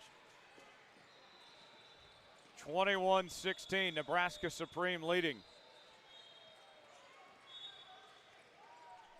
Little floater, the bunny, no good, goes out of bounds. And our first stoppage of clock here in quite a minute.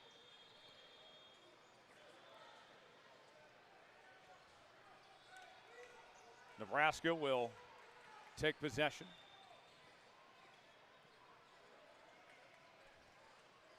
Nice 5-point lead with 6:30 going.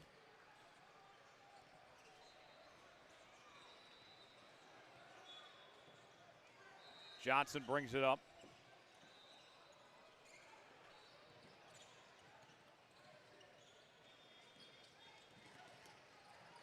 Spins, puts it up there, no. And that's going the other way. There's a whistle, I wonder. It's here now, so it's Colorado Collective ball, down by 5 with 6.5 left. Here in the first half, you've got to get something going. You've got to get on top. Price with it. And it's stolen by Dada. Yeah, nice defense by Dada. Basket up and good from Holland. Here comes Shepard. Three-pointer. No good. Rebound by Greenfield. Greenfield brings it up. Out to Holland. Brown kicks it out. They blow it dead.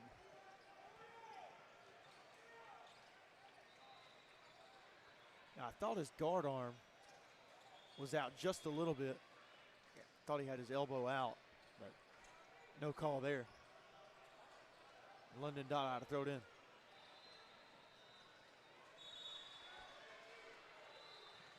Here's the inbound, 3-point attempt. Missed it, offensive rebound. Brown, cross-court pass, and off the hands of Jung.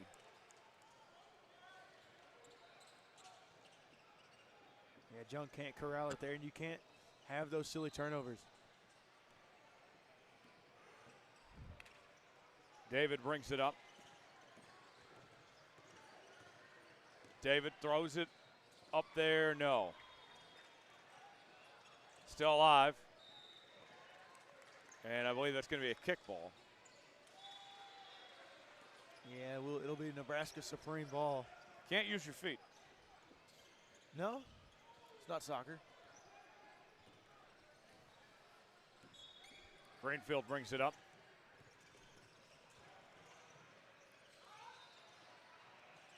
Puts up the jumper, missed it by Jung that time. Here comes David.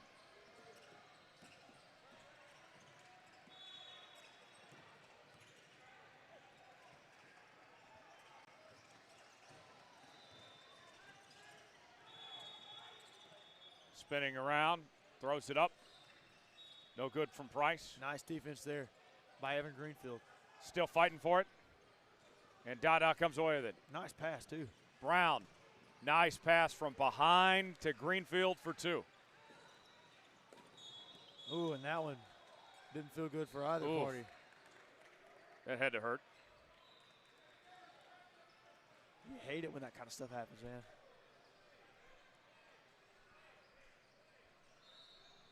It sucks because obviously the kids are out here to do one thing, and that's play basketball. And they can't do it if they're hurt. So here's the inbound as Greenfield brings it up. 3-point attempt. That one no good.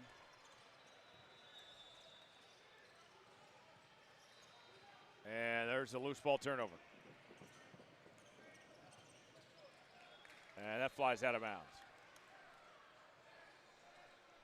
You kind of wonder if the long day today has affected Colorado Collective at all. Yeah. Makes you think. David with it. Guarded tightly by Greenfield. And a traveling violation as he was falling down. Gets a hand up from the official. That's nice.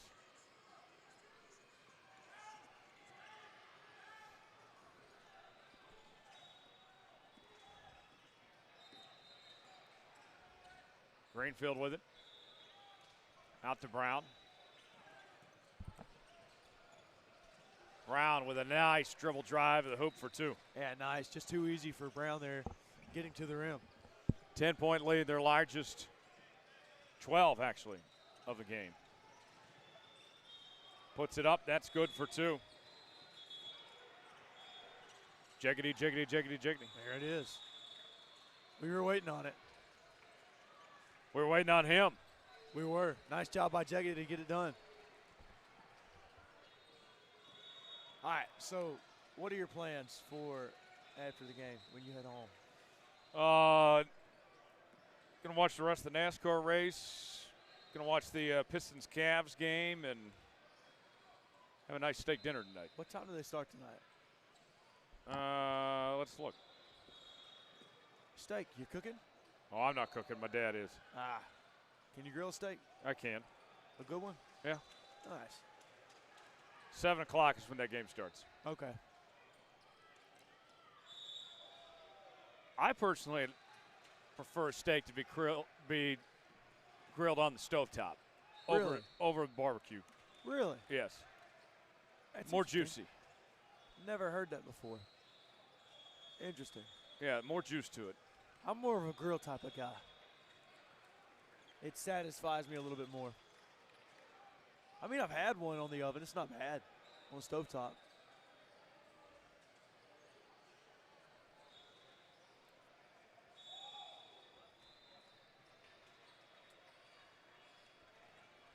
All right, and here we go. Back to the action. as Greenfield will bring it up. Nebraska Supreme with a 10-point lead here in the first half.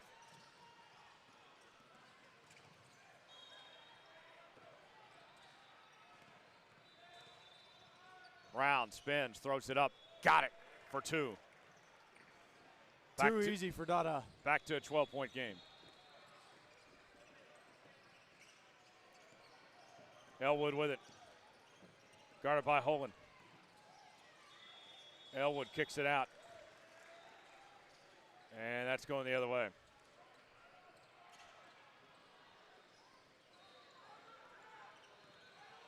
So Greenfield will bring it up.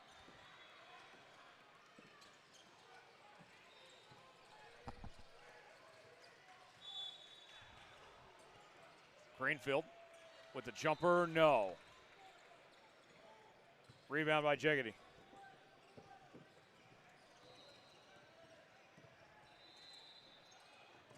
Cobb wanted it. He did. Shepard lost a handle on it, out of bounds.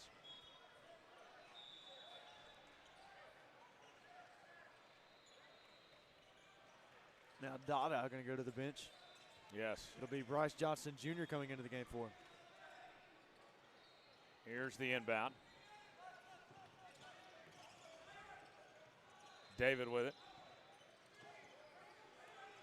Deep three from David, way off, out of bounds. Yeah, another shot clock violation, not good there. Colorado Collective just doesn't have anything going for them right now. No. They're lucky to only be down 12. Yeah, they are.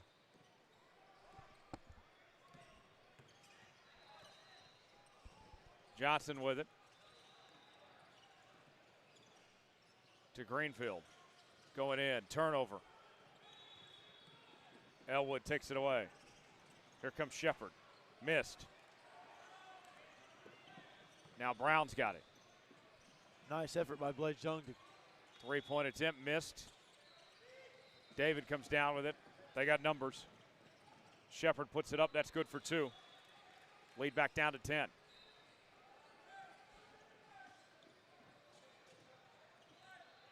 Greenfield brings it up.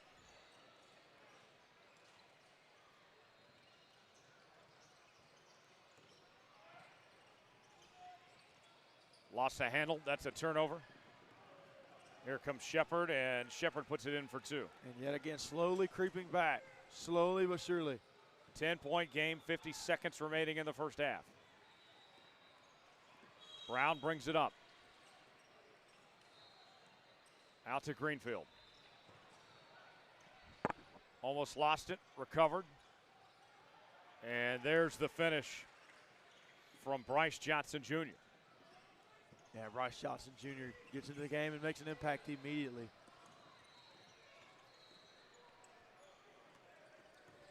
Spins, puts it up. No good. Holland with the board. 15 seconds now until half. Supreme with a chance to get some points before half. Almost taken away. And Holland couldn't finish. Wow. Right at the buzzer, Jacob David with the three. And that'll take us to intermission with a 9-point game. Phenomenal job on the shot there by London Dada. I noticed that nobody was around him. He had to get it off pretty quickly, and he hit it from deep three range. Nicely done there. And that might be the momentum they need to carry them into the second half. It very well be. It very well may be.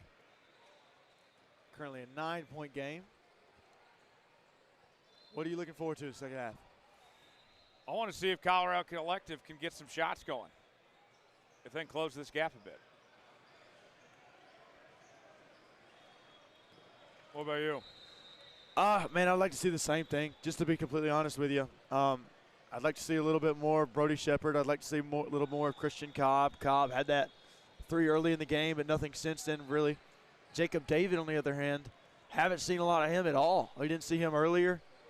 So I'm looking for Jacob David to kind of step up and be in that role of takeover mode, but right now that's just not the case. So I don't know. That's where I'm coming from. But everybody's different. What do you got? Second half about to get going here in just a few moments as we're coming at you from the Tulsa Expo Square in Tulsa. Fantastic host the last few days. And we've certainly enjoyed ourselves. And next week we're off to Cincinnati. Gotta love it, man. I'm excited for it. What day are you heading to Cincinnati? Thursday? I'll be there Thursday. Thursday? I'll be there Friday. Okay. Friday morning. Yeah, I'll get in Thursday afternoon. Okay. And then come back Sunday. Are you Dallas? Or do you go straight from Dallas to Cincinnati, or you? Yeah, have a connection? I got some connection somewhere. I can't remember what it is. I think mine is. No. Charlotte, I think. Charlotte. Let's check my Southwest account. I've got good old American. Speaking of American, I need to check in for my flight tonight. I've got a 7 o'clock flight. I'm sorry, 6:30. And I'm looking to not spend any money. They were trying to charge me last time. I just ended up Xing out of it. I'm not doing all that. I'm not paying money for a seat. Oh, I'm connecting through Nashville. Nashville, okay. Unfortunately, I have only less than an hour in Nashville. Really? Wow. Otherwise, I'd be going down to Broadway. So Dallas to Nashville to Cincy. Yes, sir. I love Nashville. Do you now? I'll be there for my 30th birthday in a couple weeks. You excited for that one? Oh, yes. Yeah, that's going to be a good time. Seat 23B first, and seat 9D headed to Birmingham. Will you Not paint mind me that. a Birmingham? Make it look just the way I planned. Great song. American do. Yeah. Second half underway. Can Colorado Collective get back in this game? They got to start hitting shots. Elwood can't get open.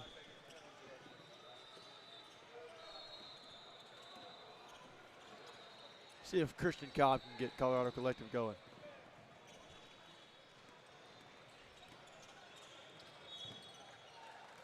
Foul called.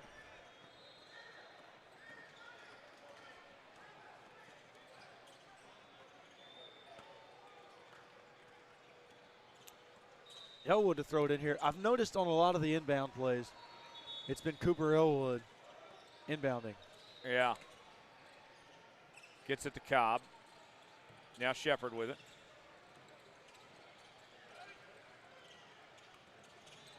Nearly a 5-second. Now baseline. Three-point attempt.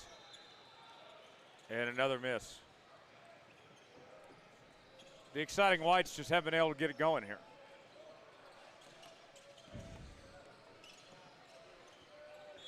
Puts it up, no good. From Eberhard, but he draws the foul. I left you speechless. Oh, man.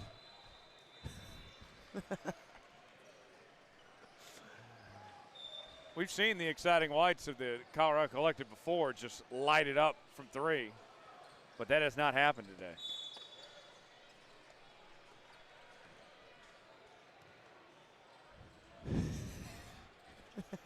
You really don't know what to say right now. No, I don't. No. Oh, man.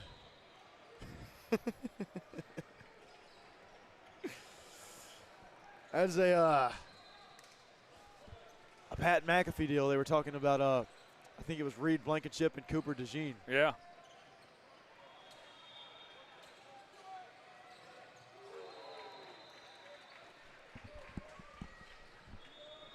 Elwood brings it up. Down by 9, 15 to play.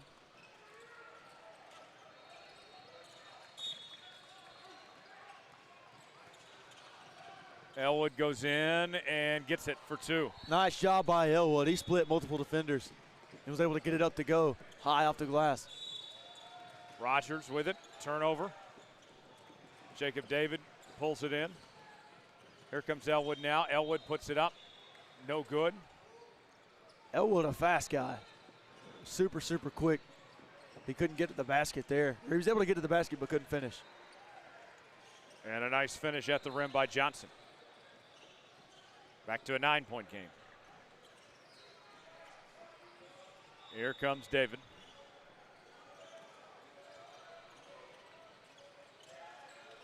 Cross-court pass. I kind of figured Elwood might pull that. He was open. He thought about it. Shepard turns it over. And then he falls back on it. And there's another turnover. 2 turnovers by Shepard in a span of 10 seconds. 3-point attempt. Got it. London Dada, man. He's a different breed. Da-da-da-da-da-da-da-da-da-da-da. And he does it there. I thought you were going with the old school Dr. Dre and Snoop Dogg. Da-da-da-da-da. Nice job by Cobb. Christian Cobb, corner on the Cobb, does it again. 10-point game. 3-point basket and a foul called away from the shot.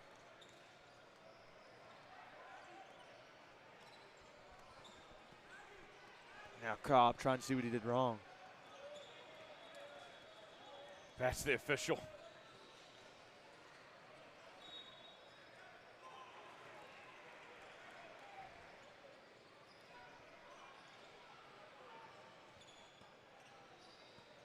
Supreme will inbound. Gets it to Johnson.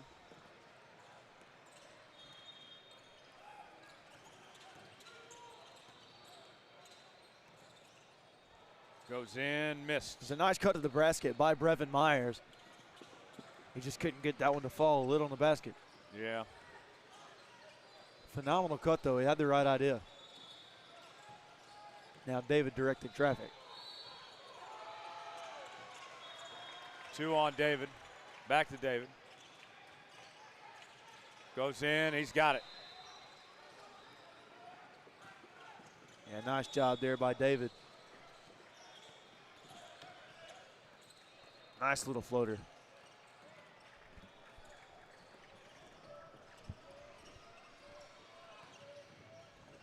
Here we go. Dada. Blocked. Nice play by Cobb. Cobb's been pretty good defensively today. Now let's see if we can turn it into offense.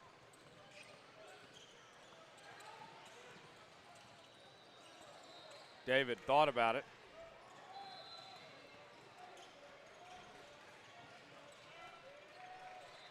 Trying to find an opening. Got a hand on it. Denied. Nice job, Vander Eberhard. Spins. Goes up. Falls out. Cobb had a nice block down low on one end, and then Eberhard had a block on the other end.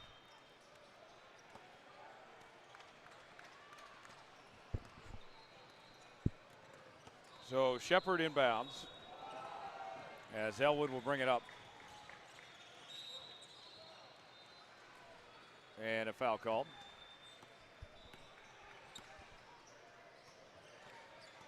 Colorado's keeping it just close enough. You wonder if they can get on a run and close the gap. The way that I thought before the game was that Colorado, and excuse me, I think Colorado is the better team, but they just aren't playing like it right now. There's a nice shot from Shepard. Cuts the lead to 6. Here comes Johnson. Shepard put up some points today.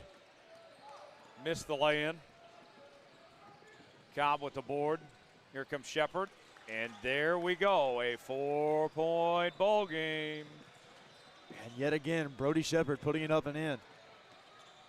He continues to impress today. 11 minutes remaining.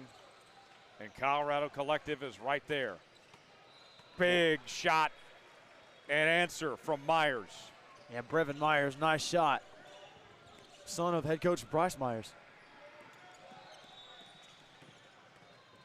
David goes in, and that falls. Wow.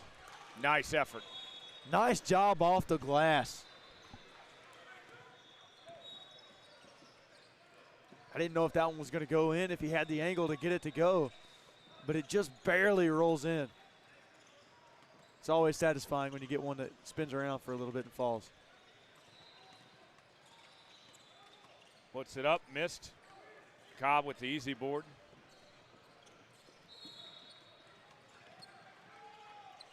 And a nice lay-in by David. Now 3-point game, 10 minutes remaining. Well, well, well. How the turntables. Now Colorado, I think Colorado has Nebraska Supreme where they want them right now, but they've got to continue to put points up or it's not going to matter. A miss by Johnson. 3 on the other end. That's good from da-da-da-da-da-da-da-da-da-da. Nice job, London Dada. And he's one of those guys you can't leave open. He will make you pay.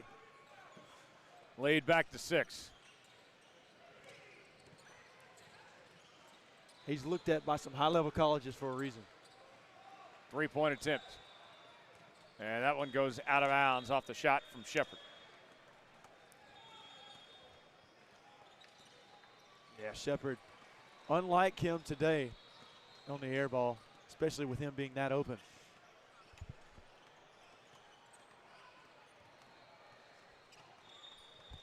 So here we go, folks.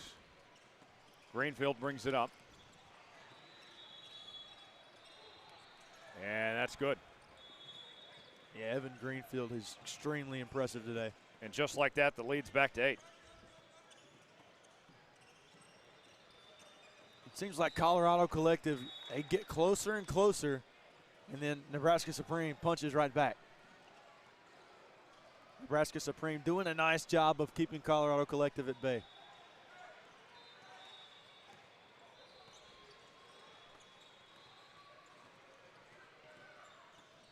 Shepard with it.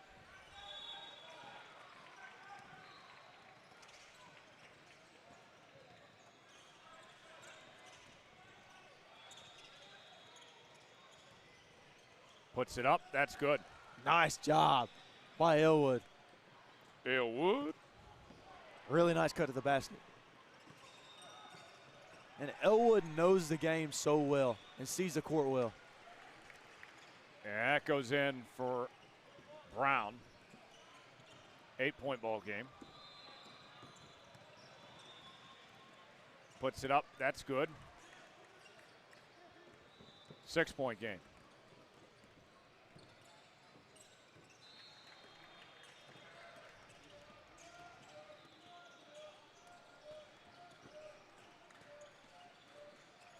Thought about the 3 Myers did. Moves inside, puts it up. That's good for 2. Yeah, Nebraska Supreme, as soon as they get hit, they strike right back. You're doing a really nice job of that. Jumper. Yes, sir. Now Elwood's starting to catch a little fire. Cooper Elwood cuts the lead down to 5.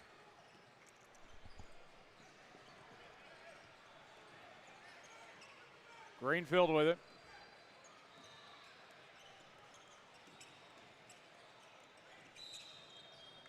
And we got a foul called.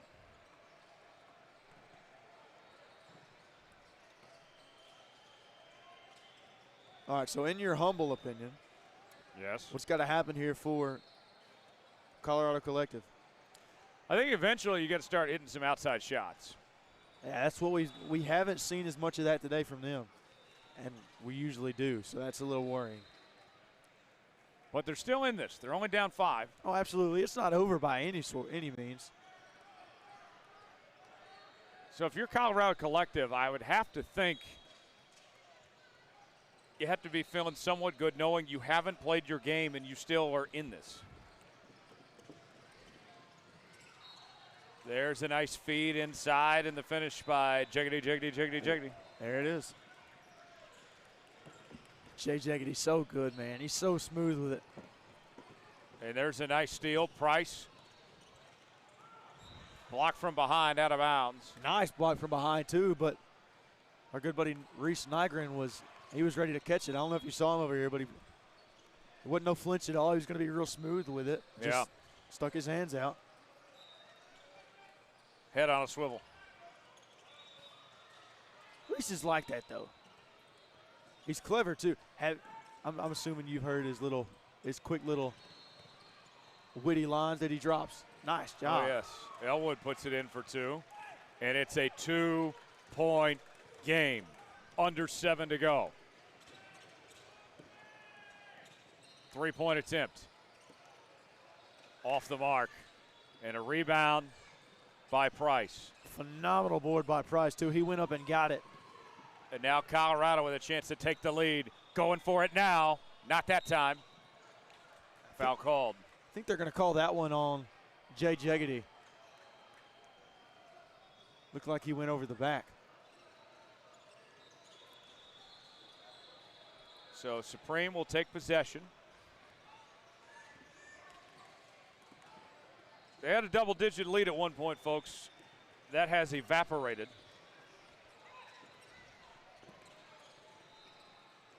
And there's a turnover. Another chance for Colorado to take the lead.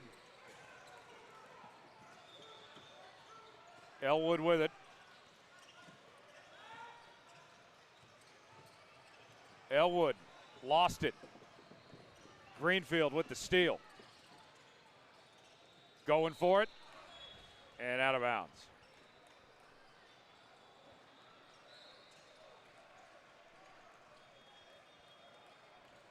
Yeah, Elwood wanted a foul. He's not going to get it. That was nice defense there by Greenfield. Puts it up and draws contact. Now, Greenfield will go to the line and shoot 2. yeah, Elwood not happy with that one. He's saying, if you're going to give him the call, give me the call.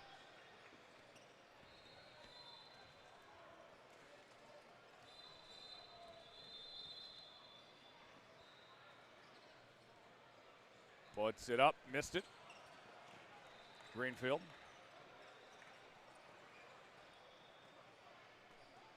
As Elwood checks back in.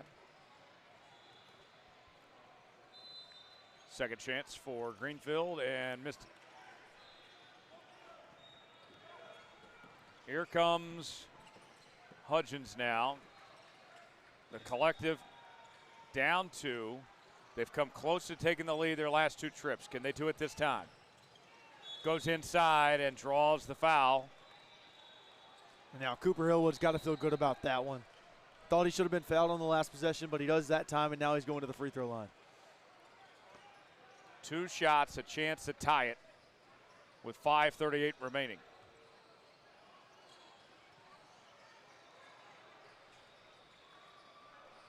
Misses the first.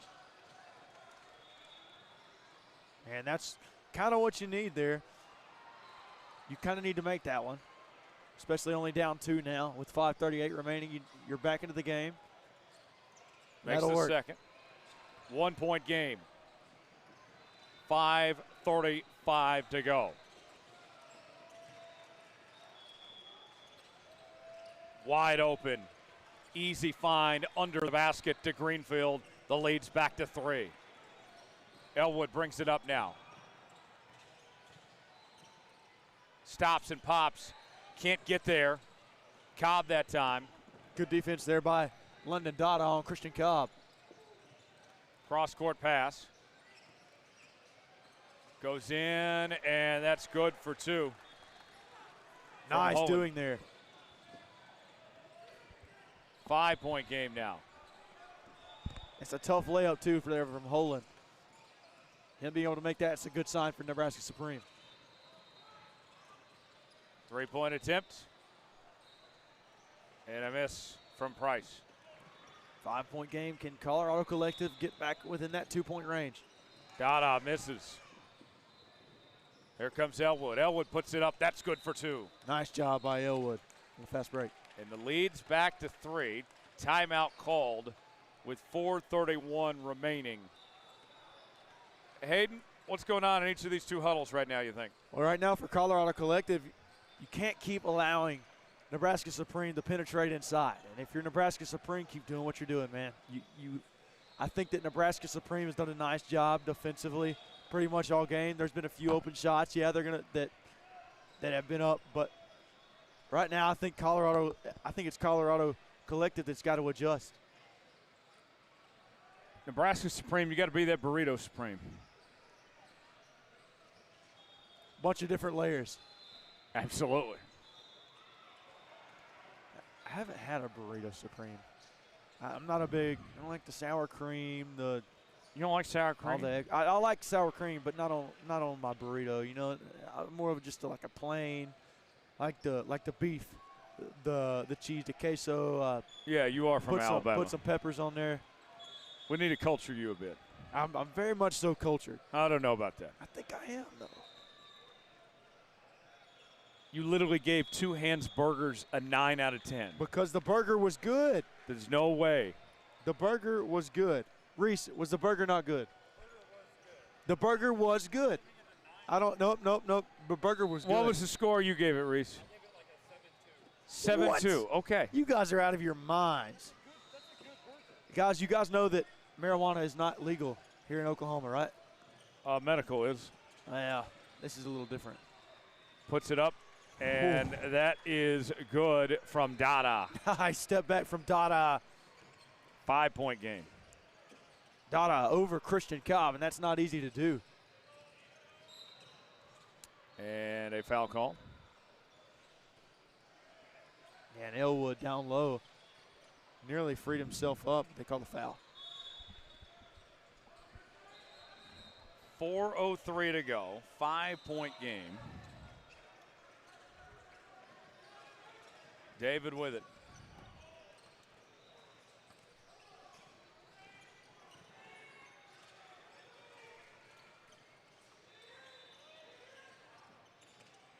Lost a handle on it, recovers.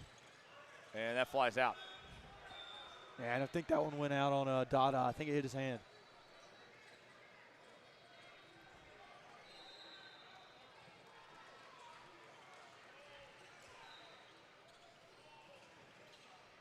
That one out of bounds again.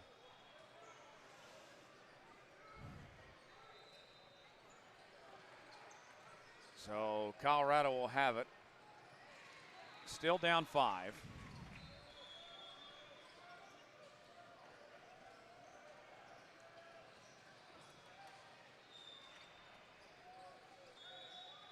Shepard will inbound. And here we go. Let's see if David can get going over here in the last couple minutes. Elwood goes up, draws the foul. 2 shots coming. There's a nice job by Elwood going to the basket. And he draws the contact. 5-point game. You inch closer and closer. And it's getting into that dangerous territory here. They got it down to 1 at one point. They stormed all the way back from down double digits, but have yet to take the lead. That gets them 1 point closer. First free throw good by Elwood.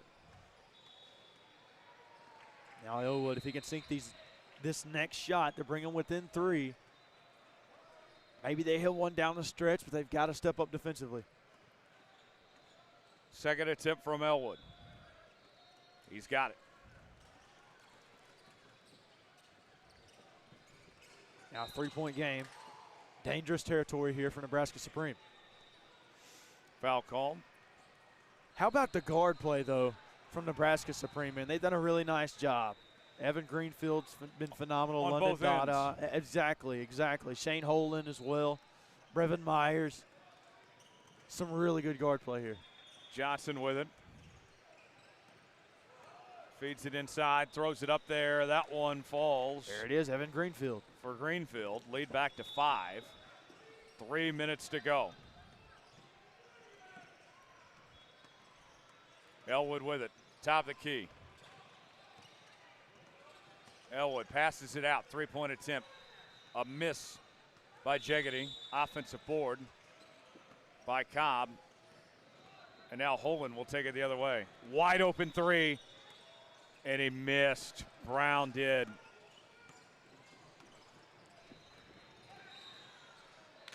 And a foul called as David goes hard to the floor.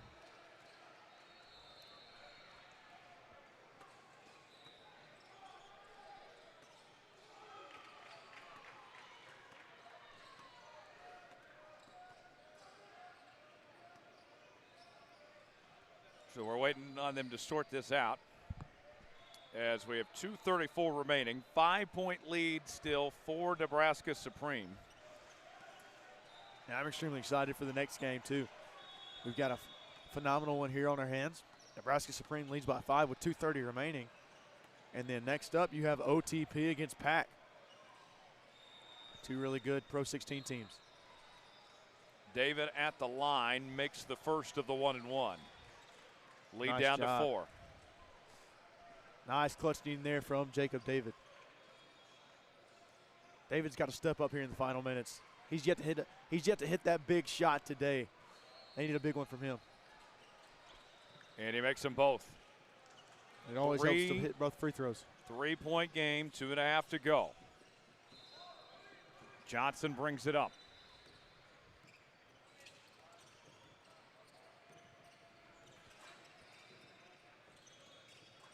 Too high on that pass to Dada, and that goes out of bounds. All right, now this is what Colorado Collective needs. 2:16 remaining.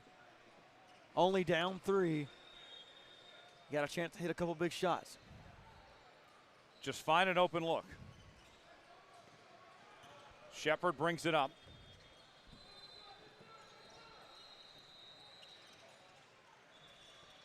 And that's knocked out of bounds. And they're going to say that went out on Cobb. Ooh. A costly turnover.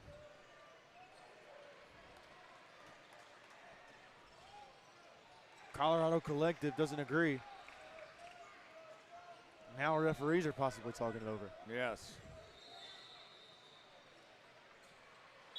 We do not have replays, so the call stands as is. Maybe we should invest in that. It's a lot of money, though. Johnson with it, under 2 to go. And we got a timeout called. 1:53 remaining, 59-56. Nebraska Supreme leading the Colorado Collective. Nebraska has led the entire game. Colorado was down double figures. They came back to close it within 1. And now, can Nebraska Supreme hold on? Or will the Colorado Collective finish off the comeback? All right, right now I'm just waiting for either Jacob David, Christian Cobb, or Brody Shepard to hit a big shot to tie it up maybe. Curious to see how these next few minutes go, and now they're talking to each other.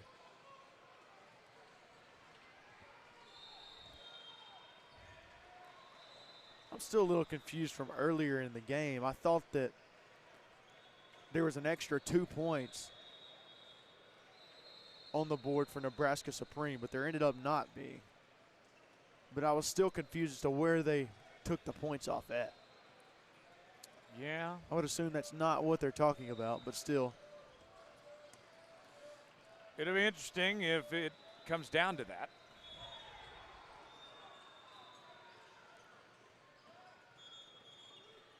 So Nebraska Supreme will have possession off the timeout.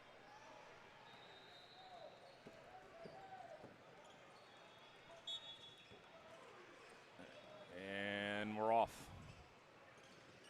Greenfield. Out to Johnson.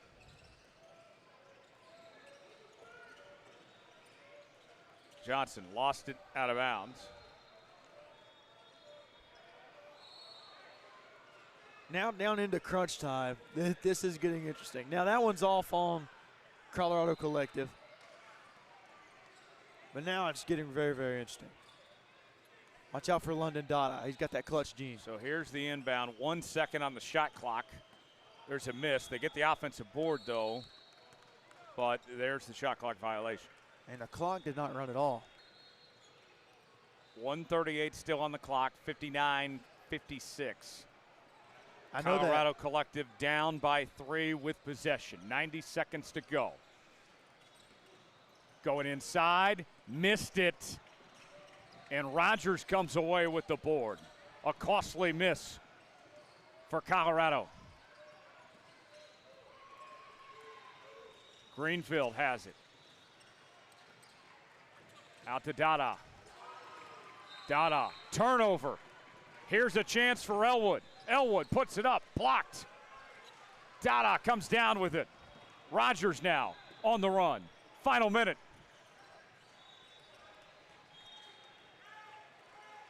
Greenfield from midcourt. 10 seconds on the shot clock. Greenfield lost it. Turnover. Here comes David now. Can they answer for three? No. Jeggedy comes up short. Greenfield guarded tightly. Out to Elwood.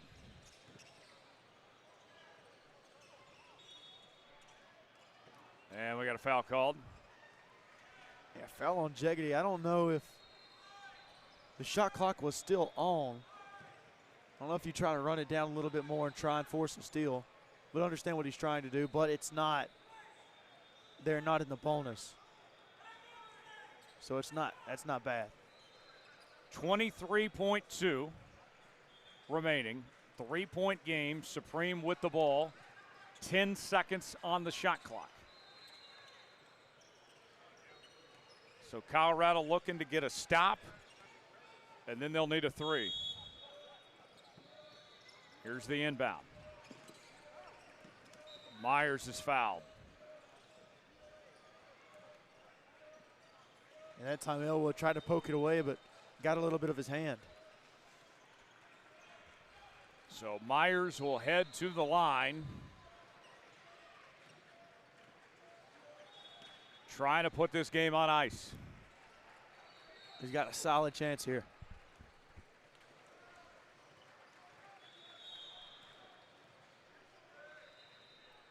Puts it up and good. Nice job at the free throw line there. Now it's a two-possession game.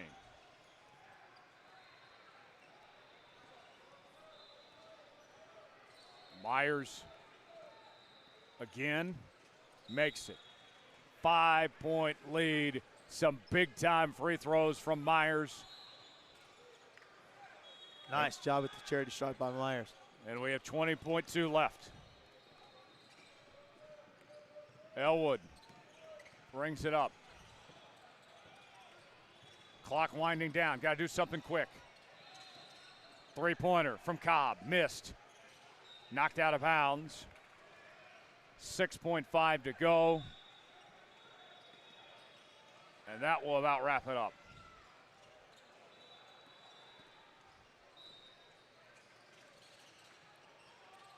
Shepard inbounds. Jacks up a three. That's good from David. Now Jacob David contested.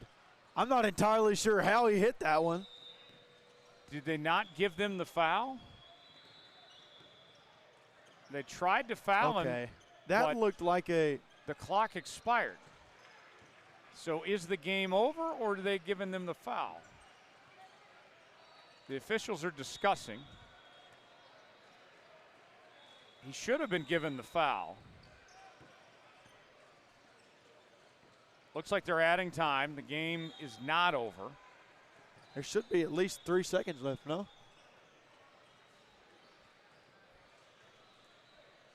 Let's see what they do. They put 3 seconds. Okay, yeah, there it is.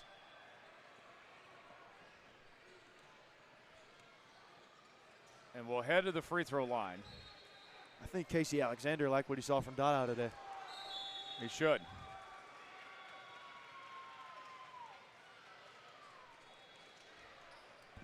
I like his purple shoes.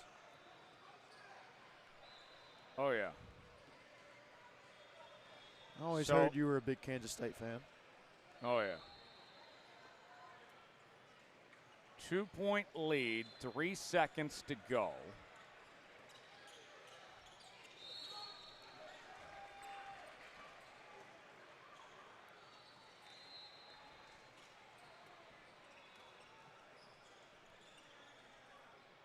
So Supreme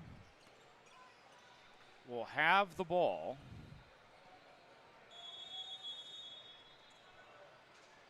Well, we got a timeout. They're going to talk things over, and that's probably a wise timeout. This is one of those situations where if you're Nebraska Supreme, you don't want to choke it here. You've had the lead all game. Colorado Collective has not been able to battle back into the lead. You don't want to give up anything here. You certainly don't want to make a stupid mistake. So if you're Colorado, you're hoping to get a steal and then a quick shot. That would be the best outcome. Because if not, if you foul and you go to the free throw line, there's only 3 seconds remaining, so you don't have a lot of time. Now, I get that's not the end of the world. But say they go down, you're still in a single bonus, so you miss the second free throw, or maybe you missed the first one. You still don't have that much time remaining. 3 seconds. Supreme will have the ball.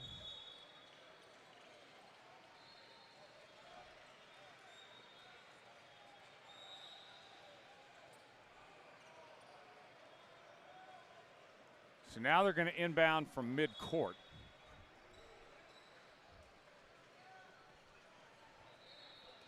Let's see what happens here.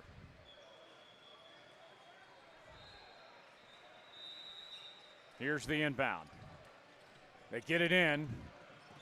And they foul. And they foul with .1 remaining.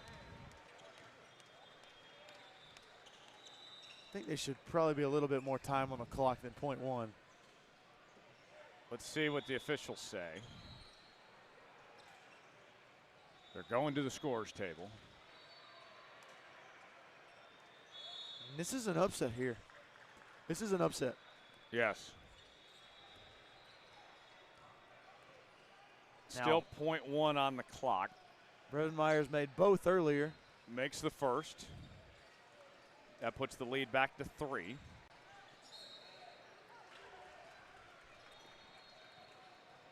Here's the second attempt. Up and good. They'll inbound it, and that'll do it. 63-59. Nebraska Supreme with the upset win over Colorado Collective. What an effort. Yeah, really nice job, man. Nebraska Supreme came in. They shocked me. I thought it was Colorado Collective's game to lose, and Nebraska came in, and they upset them. Nice job. Their guards outperformed Colorado Collectives. They just overall outplayed them. Fun weekend here in Tulsa. Great to do this in my hometown. And a lot of fun to work with you guys and enjoy the rest of the way. I'm going to head out of here and get on with the rest of the weekend. I'll see you boys in Cincinnati. Have fun, Tyler. Have fun. I'll see you in Cincy, man. More to come. Puma Pro 16 action continues here in Tulsa. Stay with us.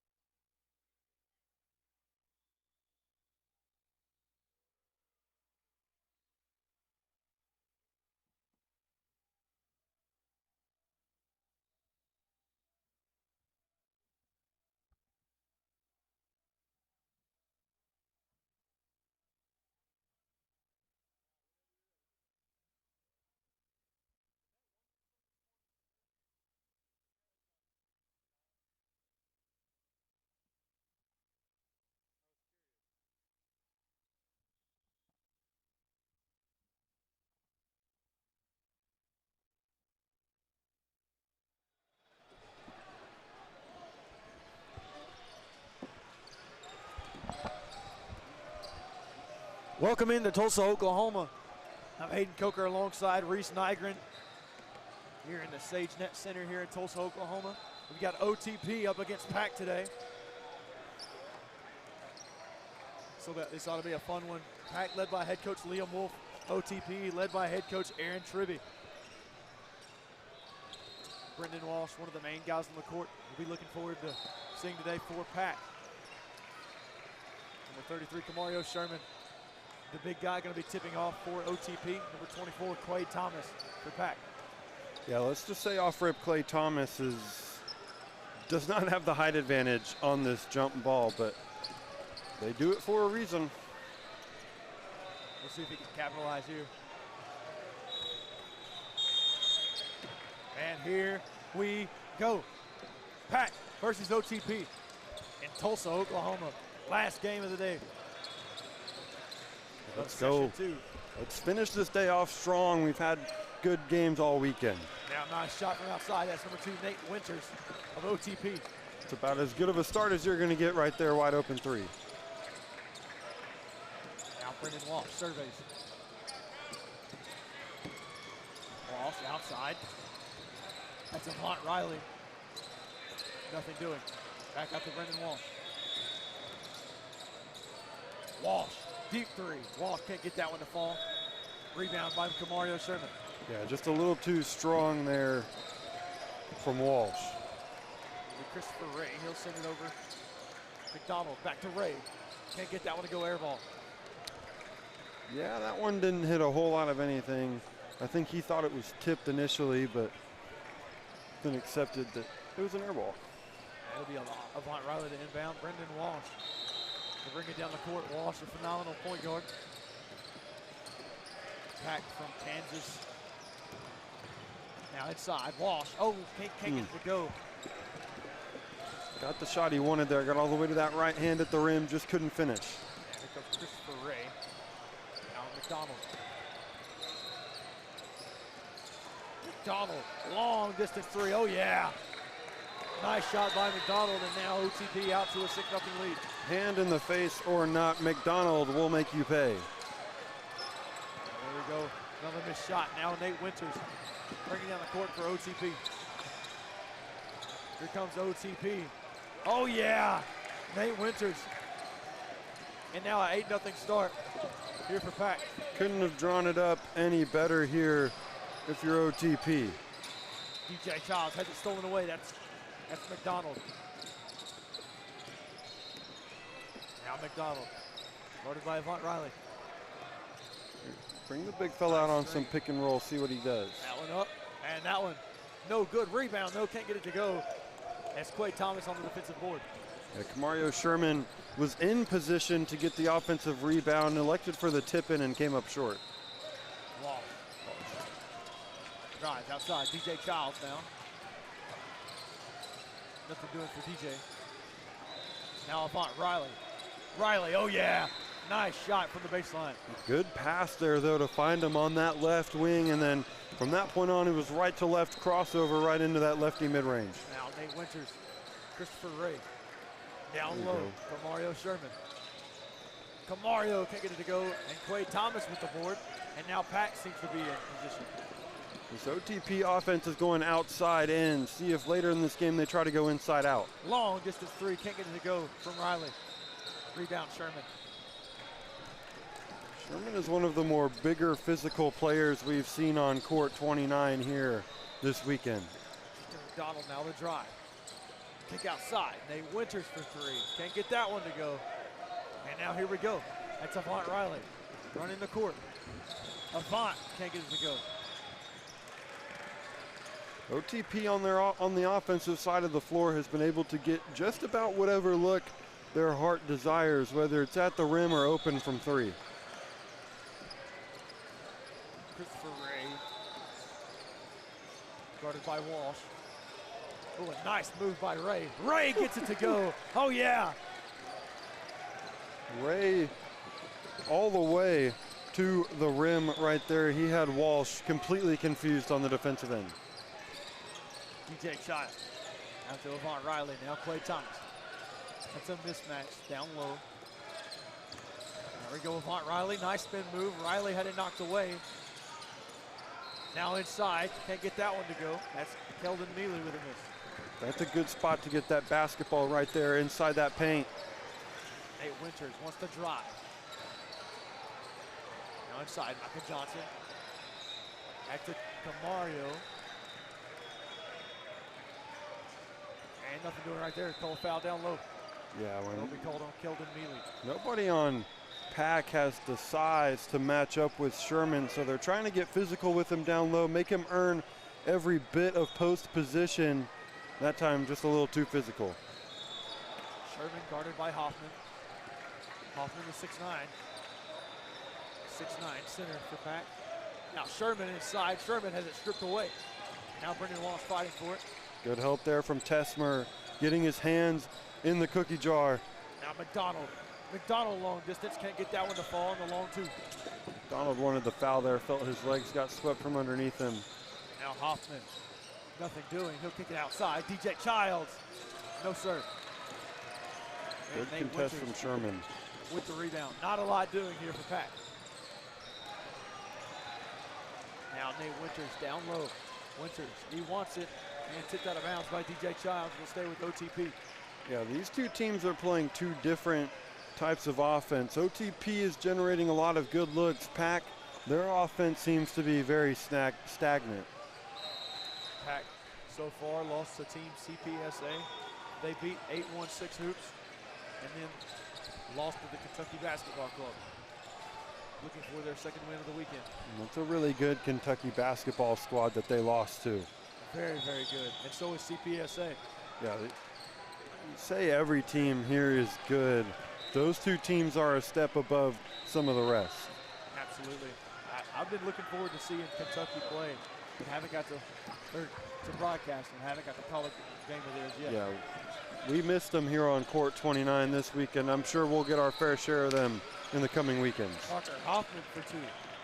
He gets that one to go. Good job there from Hoffman. He saw that Sherman wasn't in the paint, and that's where he's going to be most comfortable. Down low, Sherman. Oh, yeah. Sherman. Penetration down low and gets it to go. Sherman is just too big and too strong for Hoffman down low. Pack's going to have to send a double here, or else they're going to leave Hoffman out to dry. Outside Hoffman for three. Hoffman. Oh, yeah. Parker Hoffman. Early. That's going to open up a lot of offensive opportunities for Pack there. If their big fella can drag Sherman outside of the paint, that rim's going to become wide open. Down low, Ray gets it to go. Now swapping buckets. Now OTP, they also have a common loss. They've also lost to Kentucky Basketball Club, and they lost to Team CPSA. Looking for their first win is OTP. They lost to Prominent Elite as well. Yeah, they're one of the few teams so far in this tournament that is without a win, but nobody will remember that if you can win this one here to close out the weekend. Yeah, Pack missing several of their players. Blaze Delian tore his ACL. So did Tommy Chapman. Tommy Chapman is feared to have torn an ACL, excuse me. That's what Coach Wolf was telling me earlier. Never want to see that for the young kid. You hate to see it, man. They have several people that are out. And then Brendan Walsh went through some injuries earlier on in the year. He had a foot problem. Or ankle problem, I should say. Let's see if they can get Walsh going, though, on the offensive end at some point. He does have the ball in his hands a lot, running the offense for Pack. First shot, no good there from Liam Tessman.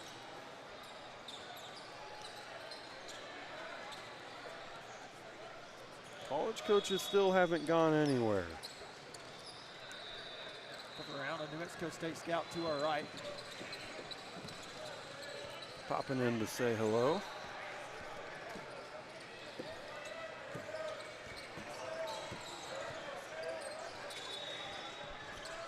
Shot outside, he gets that one to go. Brendan Walsh now. Walsh with a nice board, nobody around her. Now Tessman. Hoffman, guarded by Sherman. That one poked away, oh yeah, Nate Winters now. Winters goes up, Winters has it knocked away. Winters there trying to get to the basket with that slow Euro step move. Not a quick Euro going from A to B as quick as possible, but slow so that way the defender is sped up and he can slowly weave his way towards the middle of the lane. Yeah, first shot no good.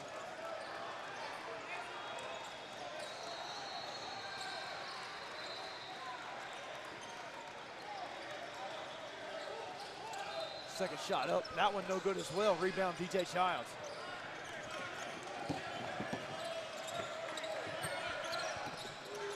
here we go outside. Can't get that one to go. DJ Childs with the board, can't get that one to go either. That one looked like it might have went off of DJ Childs as well. They're gonna give that ball to OTP. The ball ended up on the other court, and then was rocket launched back over here and is going to make its way all the way over to the other court. That one went everywhere. And one thing I always love to mention is how multiple courts, and especially on some of the smaller venues and whatnot, you can have balls from court 2, 3, 4, all come over on court 1 whenever there's a loose ball. Yeah, we haven't really seen a whole lot of extra basketballs come flying onto court 29 so far this weekend. Here's Ian Kelly. Now to Nate Winters, back to Kelly. And a foul called. Yeah, he was just a little too physical there, a little too grabby with the hands. Got to make sure that you keep them up where the official can see them. 8:33 remaining here in the first quarter, 15-8 your score. OTP currently on top. Sebastian Spinelli checks into the game here for OTP. Now Hayden Coker alongside Reese Nygren here with Next Pro Hoops. Next Pro in the PRO16 official grassroots basketball circuit under Puma. Now here we go outside. Now in, up. Oh yeah!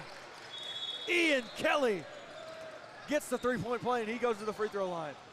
Yeah, good job there, good physical finish by Kelly. Now we have birds everywhere. That might be the lowest I think these birds have flown so far. The referee nearest to us was holding his hand over his head. I don't know why. I'm assuming because he doesn't want to get bird poop on his head, maybe, but I don't know. Yeah, not a shot clock violation. He just didn't want bird poop to get on his head. Can't blame him. I can't say I do either. My brother actually works for the railroad back home in Alabama. And he had a pitch and poop on him earlier in the year. Outside, Hoffman. He's got it. Hoffman, 8 points so far. Yeah, I get angry when a bird poops on my truck. I think I'd be even more pissed off if it pooped on me. Now inside. That's Nate Winters. Outside. Highly touted is Winters. Nothing doing right now. Moving it out to Kelly. Kelly for three. Can't get that one to go. Rebound. That's Jalen Batista. The opposite way. Liam Tessmer. Tessmer wants it. Outside. Shot. Avant Riley. He's got it for three. And now an 18-14 game. All of a sudden, this Pack offense has started to find its rhythm after OTP started with the punch. Now the counter punch from Pack. McConnell, guarded by Hoffman. We've got a mismatch. Now Ian Kelly across the court. Winters, and they're going to call a foul on Jalen Batiste. And Batiste was not happy with that call, but it was definitely the right one. Realized he got caught ball watching, went for the steal, and got a whole lot of the offensive player. That'll be Nate Winters to inbound here.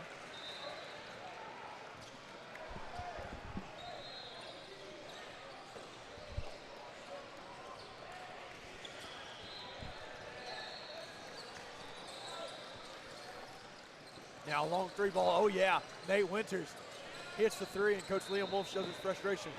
Yeah, Coach Wolf was not happy there with his defense, allowing Winters to get a clean look from three, and he certainly made the Pack defense pay. Now Liam Tessmer fouled. That'll go on number 11, Tristan McDonald of OTP. Now the battle of the three letters. Here 21-14 OTP over Pack.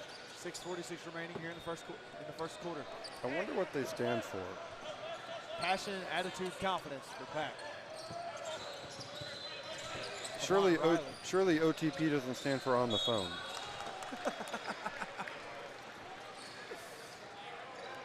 Oh, man. Reese, I'm going to miss you, buddy. I'm going to miss you too, man. You said you're not going to be in Cincinnati No, next I week? will not be on the broadcast until Brian.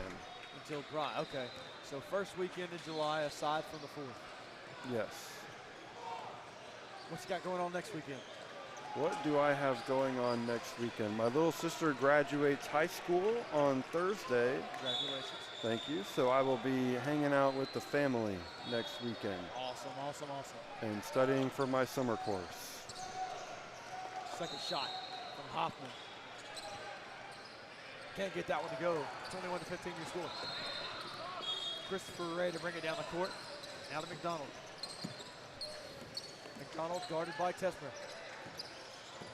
Sherman not in the game for OTP, so now we're going to see how well Hoffman can guard on the perimeter. Now shot from outside. Oh yeah, Christopher Ray. He gets it to go from 3. That one didn't involve Hoffman, but that was just an open 3 there for OTP, and if you're packed trailing now by 9, you can't keep giving up wide open looks. Now Hoffman after Tesmer. Nothing good from Tesmer. Nice defense by Winters. Tesmer inside, that's Hoffman. Can he get it to go? Denied, but he gets it to go again. And Spinelli wants a jump ball. Yeah. He's not going to get it. It probably should have been a jump ball. If it's not going to be a jump ball, it's got to be a travel, because he went up with it and then came down with it as well. Now that time, that's Ian Kelly goes in for the easy layup off the glass. Ian Kelly went up with the ball and came down with 2 points. Nothing fancy about it there, just all the way to the cup. Tesman, drive. Nice defense by Winters. Hoffman for 3. Can't get that one to go. Yeah, Parker Hoffman, the main source of offense here yeah, Hoffman had the quick trigger there. over the first 10 minutes. That time, Tesmer contested Spinelli. Now stolen away here. That's Keldon Mealy. And now we're in hot pursuit. 3 on 3, and That was Avant Riley with the pass just outside the FCF's arms of Mealy. yeah, 3 on 3 opportunity there. Didn't have the numbers, but the last thing that you wanted there was a turnover if you're packed trailing now by 9.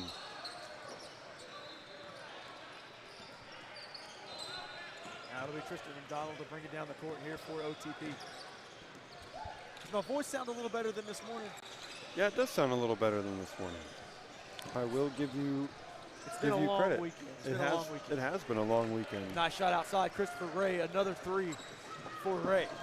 29 to 17 your score, just like that, a double-digit lead with 4:50 remaining. It's been a long weekend, and we didn't even call any games on Friday. I can't imagine what we would sound like right now if we did have to call a full slate on Friday. It would be a little rough. Now they're going to call a travel on Pack.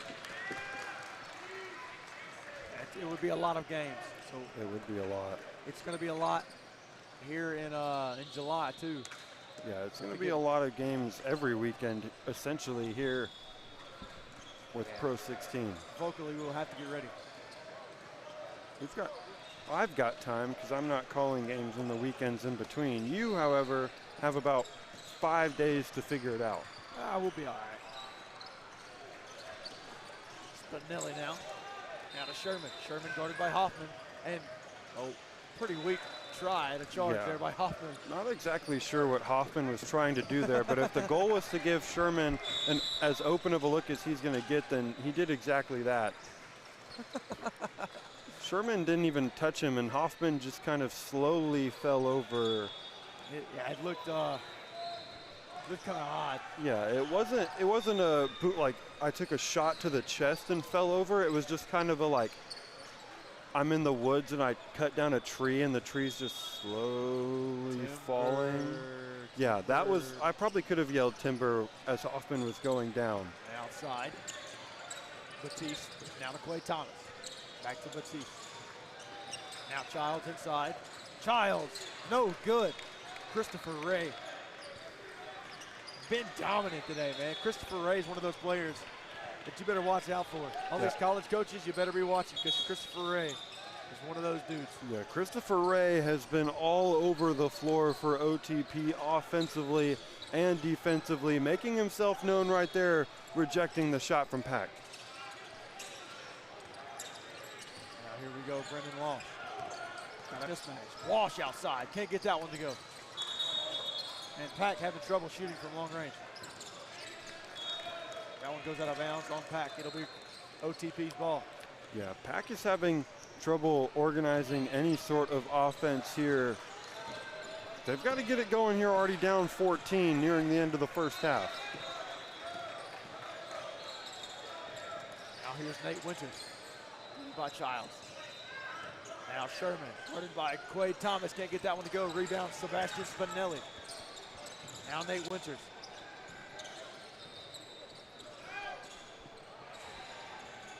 Guarded by Childs, that's a three. Can't get that one to go. Rebound by Batiste. Now here's DJ Childs the other way. Childs goes up. Childs is fouled really, really hard. Yeah, come for the shot blocker. You better not miss there. Sherman, good job initially getting the ball, but then getting a lot of arm leading to the foul. DJ Childs at the line now. That's how you're going to have to attack the shot blocker at the rim, though. If you come in with anything other than 1,000% intensity, it might end up over there on court, whichever one's behind us. That's a good question. We've got 12, or we've got 13. Court 13. 31-18 your score, 3:18 remaining. They've got to run the clock. Come on, you've got to run the clock.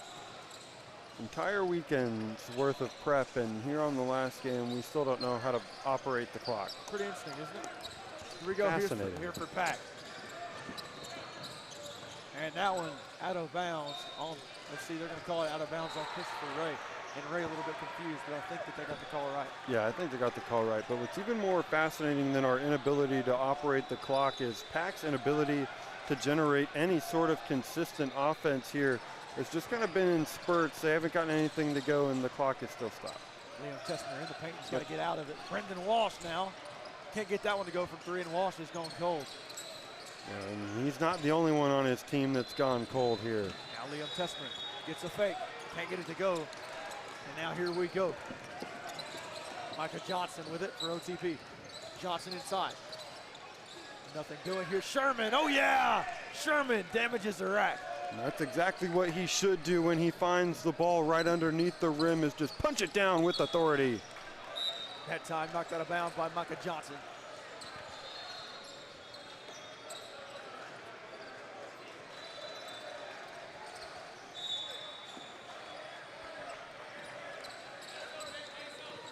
Now here we go, Brendan Walsh. Now Quade Thomas, guarded by Sherman. And loses that one. Sherman will have it. Now OTP with the ball. Outside, Micah Johnson can't get it to go. Air ball. It'll be Pack's ball. Now Brendan Walsh the other way. DJ Childs inside. Childs gets it to go. Nice source of offense there from Childs. 33-18, or excuse me, 33-20 your score. Yeah, they need something, anything does Pack to try and get going offensively here. Last 2 minutes of the first half. Shot. Can't get it to go. Now Pack. And they put something together. Quade Thomas across the court. Now Mealy. Back to Thomas. Now Walsh. Can he do something with it? Walsh goes up. Can't get it to go. Thought he might have been fouled.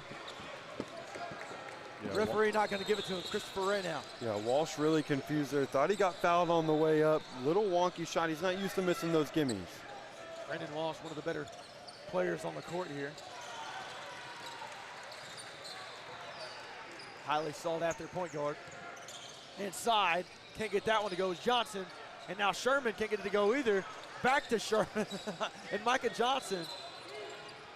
After the missed three, Micah Johnson got that rebound with his butt on the floor. Yeah, do you know how bad of a team, how bad of a rebounding team you have to be to let some dude sitting down in the middle of the paint end up with the rebound? Yeah, just not a good transition or sequence there for Pack.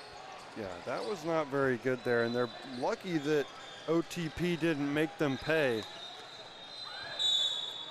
33-20 to score, just under a minute remaining, 58.8 seconds. Devont Riley and Parker Hoffman both second in the game. It'll be Liam Tessmer and Quade Thomas both coming out. Are you an MLB fan at all, Reese? I am an MLB fan. My Braves are winning against the Boston Red Sox right now. There we go. I'm pretty sure my Houston Astros, yeah, come at me if you want, are losing to the Texas Rangers right now. They took the first two, so it's whatever, but, and we suck. Okay, now we're down 4-0, so nice. Oh, wow. Burger is single-handedly killing my team. Well, I know of a good burger, and it's over there in the Two Hands Burger joint. We're still on this? We are on this. Parker Hoffman, first free throw, no good. Still on this Two Hands Burger nonsense. It's good, man. Two Hands Burger glaze. Hey, man, I can't help but be good. Can't help but just love good food. Hey, I love good food too, but I've had my fair share of burgers in my life, and I don't know if Two Hands Burger is the one I'd be promoting. Whataburger? You know, being from Texas, I do love me some Whataburger. However, I can admit that ever since they sold it to that Chicago company, it has not been as good. You don't think so? I do not think so. 50 seconds remaining, 33-21. Back down to a 12-point lead for OTP. It's McDonald. McDonald guarded by Childs. They have a pretty good burger. Spinelli, the kick. Outside, that's Kelly. Can't get that one to go. And now out of bounds. Wow, I thought it was out of bounds of McDonald. That's a good burger. It's like the cheapest burger on the market too. I think you can get like a double cheeseburger for like $2 or something. Right, so I think they're going to say shot clock violation. And now Avant Riley beats the defense. Wanted it for three. Now Keldon Mealy. And if Pat can get this to single digits at halftime, we'll look back at this half with a totally different look. Now Brendan Walsh, 17 seconds to go. 15, 14. Walsh, screened by Hoffman. Down low. Walsh with a pass and whistles. It'll go the other way to OTP. 33-21 your score, 8 seconds remaining. Not sure what happened there for Pack. Walsh drove baseline and then threw it straight into the OTP bench. They're not even wearing the same jersey. Number 11, Tristan McDonald. With it outside Spinelli. 3 seconds remaining. They've got to get one off and out of bounds. It'll stay with OTP with 1 second on the clock. 1 second. Let's see what OTP can get offensively in 1 second. 33-21 your score, 1 second remaining. It'll be McDonald to throw it in. I'm a little surprised Sherman isn't in the game Now to we've at got least hand give him a fighting. lob threat. Bunch of hand fighting here from Childs and Winters.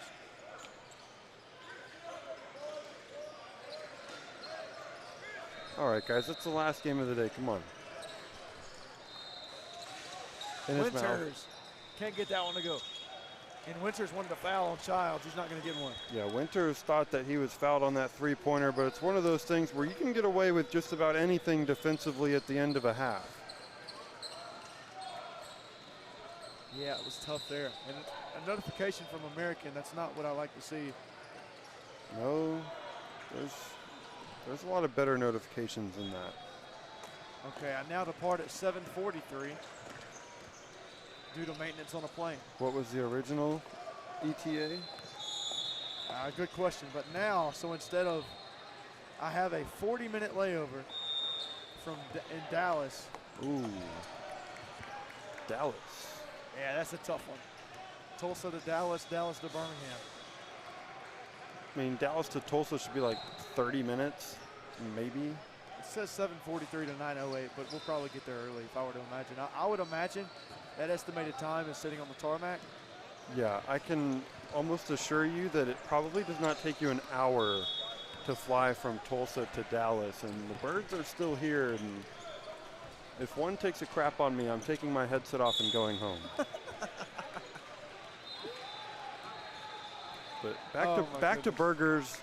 What is your favorite burger? And it cannot be Two Hands Burger, because there's no way in the world that Two Hands Burger is your favorite burger. All right, so there's a bar and eatery in Jackson Hole, Okay. Wyoming, and it is one of the best burgers I've ever had. It's a bison burger. Mm. Oh my goodness, I said that quickly because it's that easy. Okay. It is by far the best burger I've ever had. I can't remember what it's called. I was Have thinking. a shirt. It's something like the Mangy Moose. I think it's called Mangy Moose. I was thinking more like burger chain, but you went super niche with some random bar in Wyoming. If I'm ever in Wyoming, I'll be sure to, or Jackson Hole, Wyoming, I'll be sure to check it out. See, my mind was on like burger chain and. Okay, Whataburger, easy. Okay, I'm gonna go. Even though it costs you an arm and a leg and your house mortgage, I'm gonna go with Five Guys burgers. Yeah, that's a good one. They're really good. Other than I'm not paying $30 for a burger and fries, even though I think I have more fries in the bottom of my bag than in the actual like container. That's what you want. I know a little bit about fry boxes. I work at Chick-fil-A. Okay. Yeah. Bro, we got little the Lord's Chicken? The Lord's Chicken. Closed today, so don't try it. They are closed today. There was one right by my hotel. I was tempted to try it. I mean, not try it. I obviously had Chick-fil-A. I was tempted to hit it up, but by the time we got out of here yesterday, my options were limited. Very, very limited. So what time did you end up leaving yesterday? So limited that I mean, the same time you did. Or how long were you here? I had to wait a little bit. Oh, okay. I actually don't know what time I got out of here, but I can't imagine you were that far behind me. Probably not. Child's inbound. At least I would hope not. He'll find Brendan Walsh. I like Walsh's shoes that he has on. Yeah, if he would stop running around, I could get a better look at them, but he's doing a good job of moving without the ball. Okay, yeah, those are pretty nice. Gets that one to go nice from the elbow. And maybe that'll get him going. We haven't seen a whole lot from Walsh offensively. Let's see if that easy bucket can get him rolling. Now here we go. The other end, that's Johnson. Johnson can't get it to go, defended by Parker Hoffman.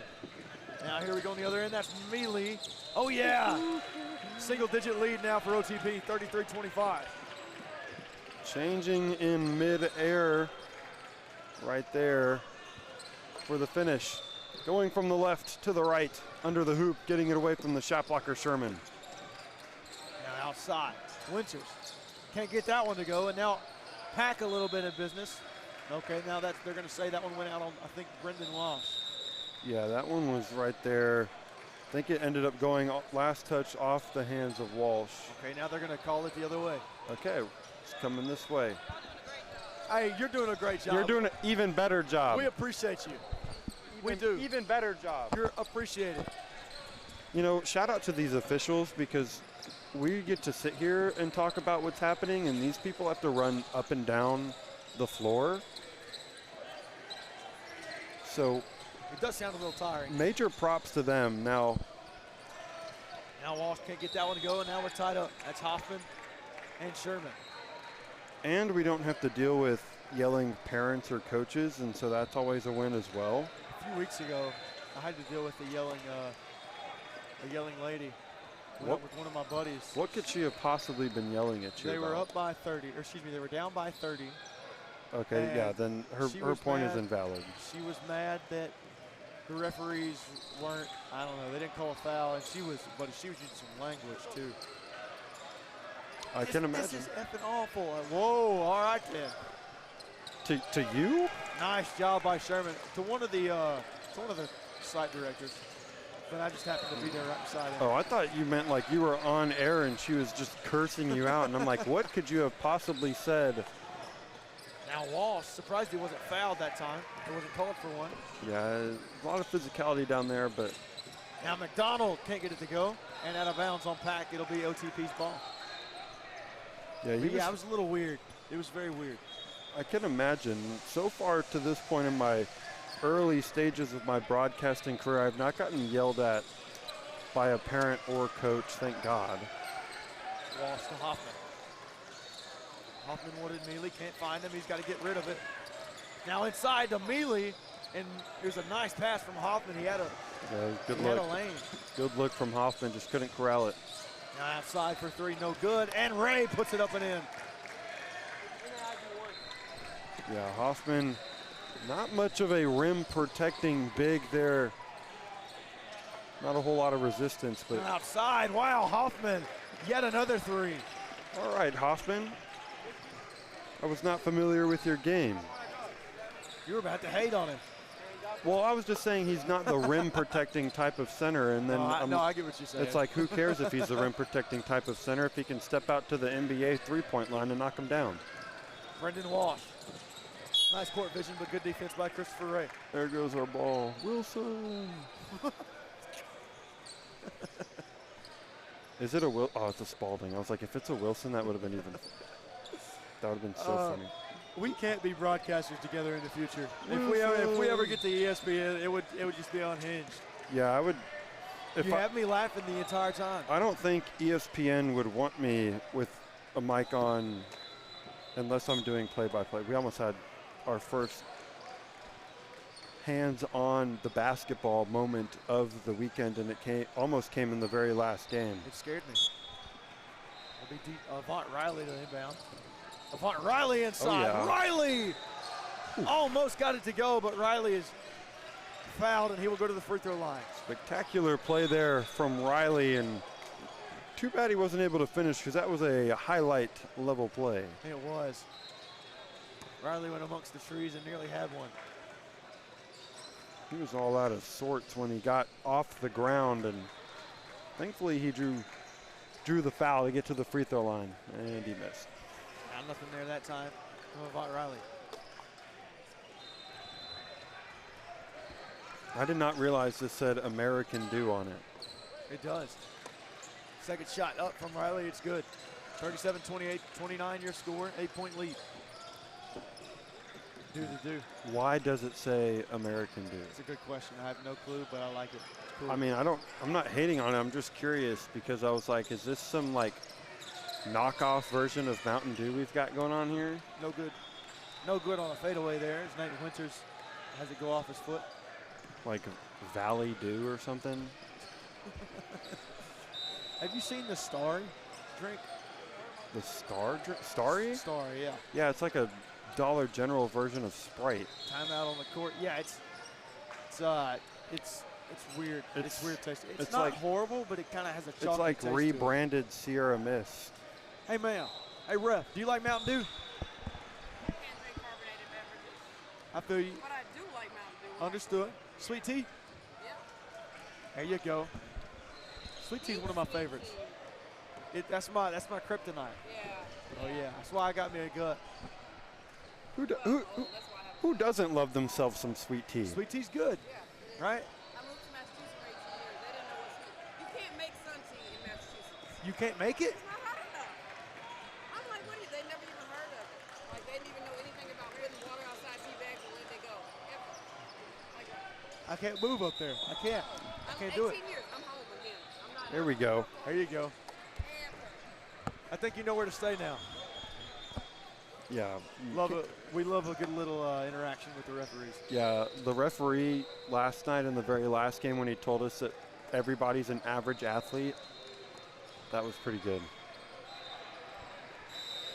Yeah, I agree. I thought that was pretty funny. When you were like, oh, I'm an average athlete, and he was like, I mean, I'm average too, and I'm like, if we played to 11 right now, you'd beat me 11-0, dude. Like, you have not seen average. Now Brendan Walsh, guarded by Winters. Walsh with the drive. Walsh, fadeaway jumper, can't get that one to go from the baseline. Now rebound going the other way. Here's Winters. Now Tristan McDonald. McDonald inside, foul. He will go to the free throw line. It's been quite a long day here at the SageNet Center in Tulsa. It feels like today has been longer, somewhat, than yesterday. Yeah, it feels like today has been equally as long as yesterday, and the thing is, yesterday at this point we still had 6 more hours left. And we're done after this game. However, I'm staring a 7-hour car ride in the face. That ought to be fun. It might be fun if I didn't have to make it to get up here or have to do schoolwork in the car. That would have made it more enjoyable. Beautiful piece of scenery on your drive. How long was it, you said? 7. 7 hours. 7 hours. I got work tomorrow at 7:45 in the morning, and I have a test to take. Wait now, where's work at again? Work is Texags in Texags. College Station. What do you do? I do all sorts of stuff. You doing all right, Ref? What's that? One more time. After this game, when this one's done. We made it all this morning, right? We're just having fun, man. We're just having fun. There we go. That's always good, always good. What do you do for Texags? There you go. I do all sorts of stuff. They have a live morning show that I will make an appearance on tomorrow morning. Congratulations. Thank you very much. I make about a once or twice a week appearance on the show, and the rest of the week I spend directing said show. You enjoy it? I do enjoy it. It is an awesome place to work. Aggies are the best. Here we go, Avant Riley. Now to Tessmer. Now inside, that's Childs. Inside, Hoffman, oh yeah. Good 6-point game. Good ball movement there from Pack to get Sherman away from Hoffman and then dumping it down to the big man for the finish. Now, excuse me, 7-point game. Nate Winters can't get it to go. Math is hard, it's okay. I understand. Liam Tessmer. Up, lob, Mealy gets it to go. Check that, that's Quade Thomas. Again, not exactly how they drew it up, but 2 points is 2 points, regardless of how strong of a finish it was. And at this point, Pack just needs points, only down by 5. Now inside, outside a 3. Can't get that one to go. Rebound by Ian Kelly. And up and in. But Pack is going to have to defensive rebound if they're going to get back in this game. Can't be giving up freebies at the rim. Inside, Tessmer. Tessmer denied. Nice job on the defensive end by Kamario Sherman. Yeah, now Christopher Ray. Not sure how Tessman thought he could finish over the big body and Sherman underneath the rim. Sherman able to perfectly time up his steps and send it right back. Now Winters to Ray to Sherman. Thought they were going to call an offensive foul there. Yeah, Sherman getting physical down there with positioning, but I do like the decision from Pack defensively to come out here and trap once they get across half court right here in front of us, because you essentially have 4 defenders with only 2 bodies, because you have somebody blocking off the left, somebody blocking off forward, and then you have the sideline and the half court line blocking off the right and the backward. Now Jalen Batiste rolling with it. Quade Thomas down low. Quade Thomas can't get it to go. And rebound going the other way, Christopher Ray for OTP. Ray has it at the half court. Ray guarded by Tessmer. Ray wants it. Ray inside. Ray! Oh yeah! Christopher Ray gets it to go. Crafty finish there from Ray on the left side with that right hand. Get that quick release up before it can get blocked. Quade Thomas. Now outside. Batiste can't get it to go. Now rebound. Ian Kelly. 3 on 2. Now Sebastian Spinelli can't get it to go. And Spinelli lost the arm sleeve somewhere. But here's Tessmer. Tessmer, nice moves. Tessmer denied by Sherman. And the offensive board by Quade Thomas doesn't go. And a foul call. Tessmer there. Tried Sherman again, thought that one time was a fluke, and Sherman sent that one right back off the glass. 42-33 your score. 8 minutes, 32 seconds remaining.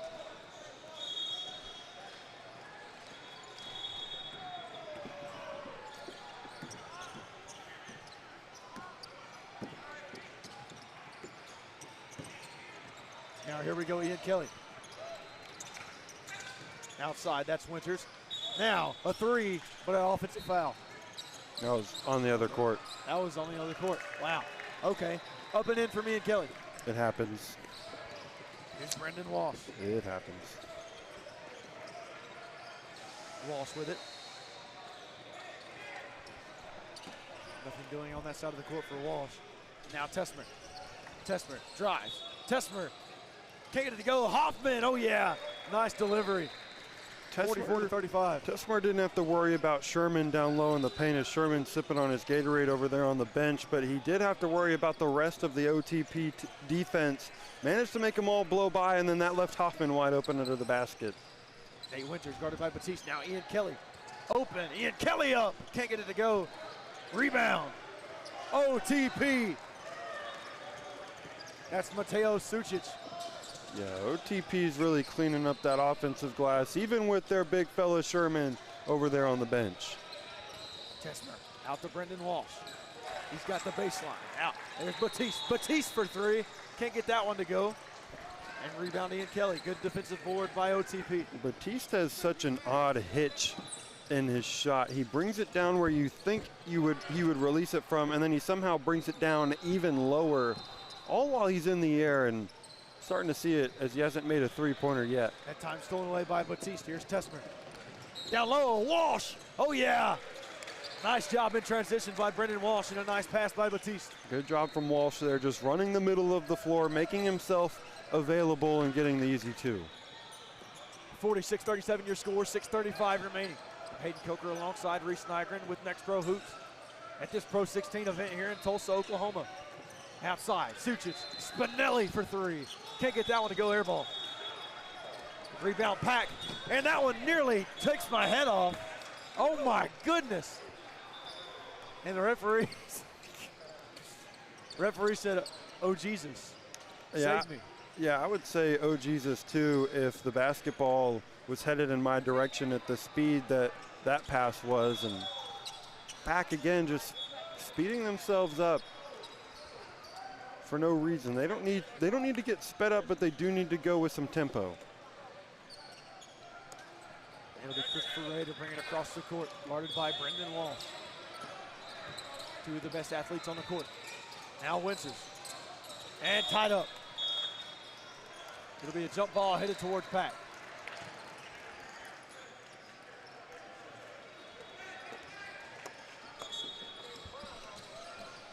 Now Brendan Walsh to bring it across the court.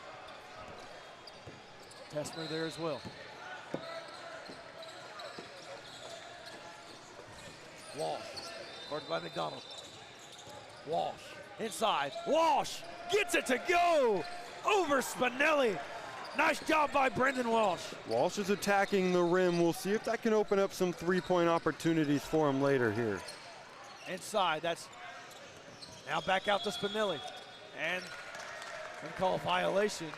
I'm gonna say he stepped out of bounds. I thought he traveled, so it was kind of he did as well. Yeah, it was kind of a take your pick there, pick your poison, whether you wanted the travel or the step out of bounds. And the official down there chose to step out of bounds. Thought it was Sherman who was going to turn around and pop it, but decided to kick out to Spinelli. Here comes Walsh. Having Now clock Walsh. issues once again, if you can believe it. Unfortunately, I do believe that. McDonald inside. McDonald can't get it to go. Spinelli rebound. Sebastian Spinelli with a nice job and a timeout. Yeah, good job there by Spinelli, attacking that offensive glass with force and getting the easy two for OTP, who again is just kind of keeping Pack at arm's length here at 9 points. At some point they're going to have to pull away. Yeah, and if you are Pack, you've got to start finding a way to make a run. Down by 9. You haven't really been within two since the first half. Yeah, it hasn't really been under 5 in a long time, but you just got to stick with it here. And at some point, you got to go on a run of your own. 5:31 remaining here. 48-39 the score. Where do you work, Hayden? Because I've already aired out my place of business. Chick-fil-A. You, I work at a Chick-fil-A. You currently work at Chick-fil-A? I work at a Chick-fil-A. That's my full-time job. What do you do at Chick-fil-A? I Give people 11 nuggets in their 12 count?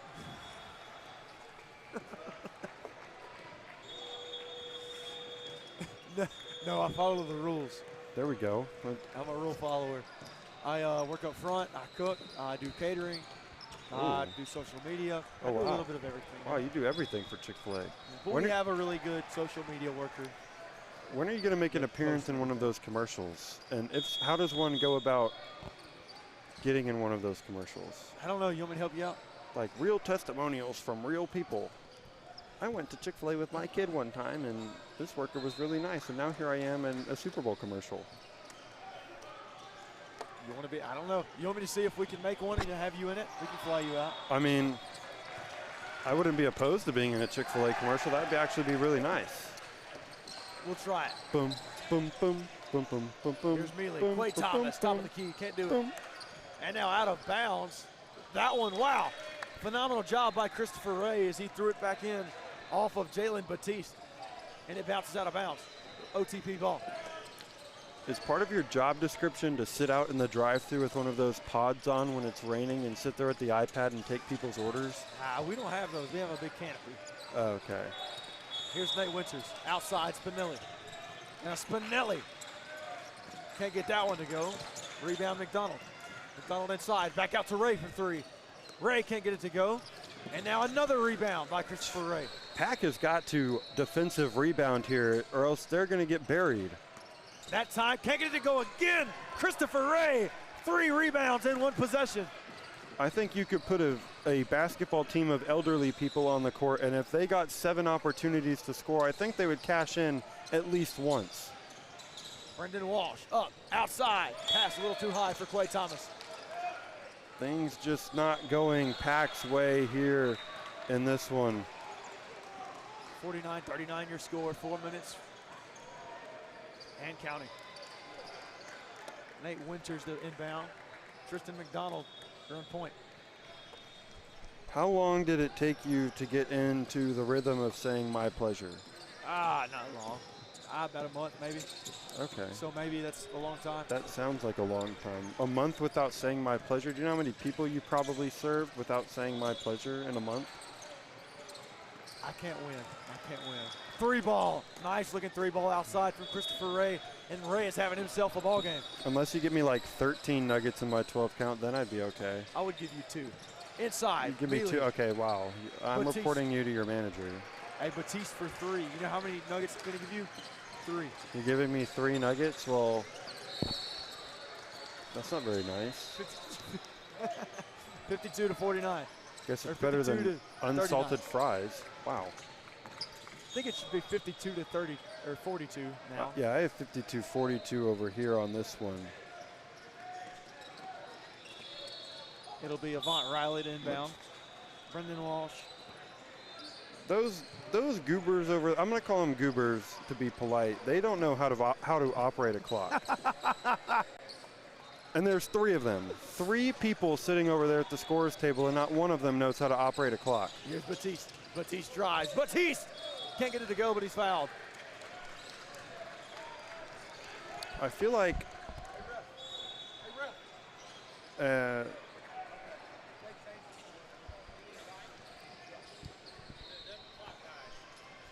yeah, even the officials are getting fed up with the clock. Let's see if I go on WikiHow, if it will tell me how to operate a basketball clock. WikiHow to operate basketball clock. Nope, all I get is how to shoot a basketball and referee hand signals. It's not as easy as I thought. Oh, Reese. Oh, man. Rebound Spinelli going the other way for OTP. 55-42 your score.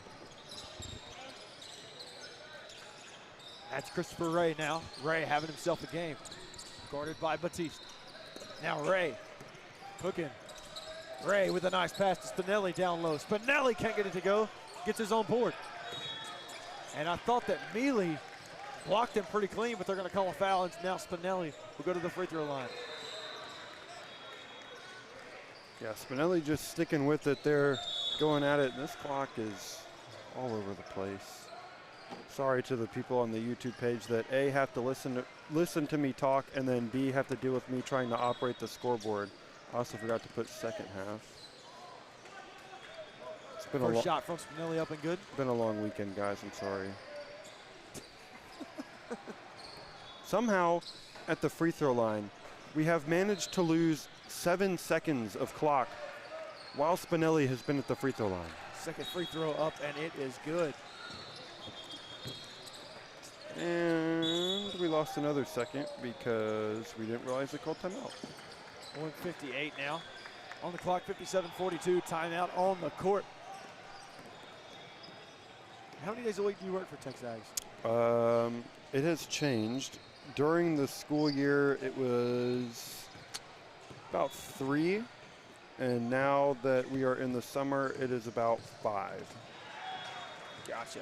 Every weekday, you will catch me at Texags, hovering around the studio doing who knows what. Doing nothing? Between the hours of like 11 to 12, 12:30, yeah, typically it's nothing. But then after 12:30, I typically find myself doing something. Well, Reese, you now have my number. Congratulations. Huge.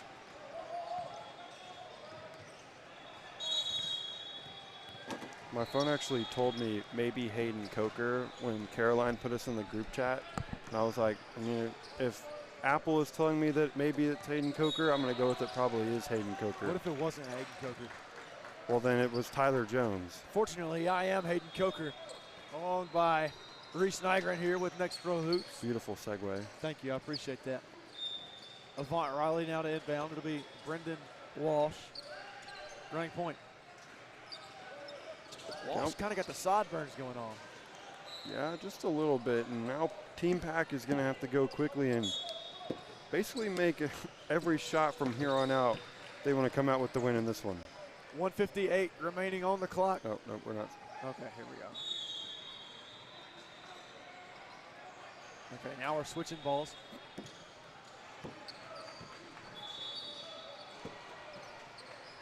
Now here we go. Brendan Walsh, guarded by Christopher Ray. Here's Walsh. Walsh drives outside. Avant Riley for 3. Avant can't get it to go. That one was tipped. Now Spinelli. Back to Ray, guarded by Walsh. Walsh got to put pressure. Here we go for Ray. Ray using his guard arm, getting away with it.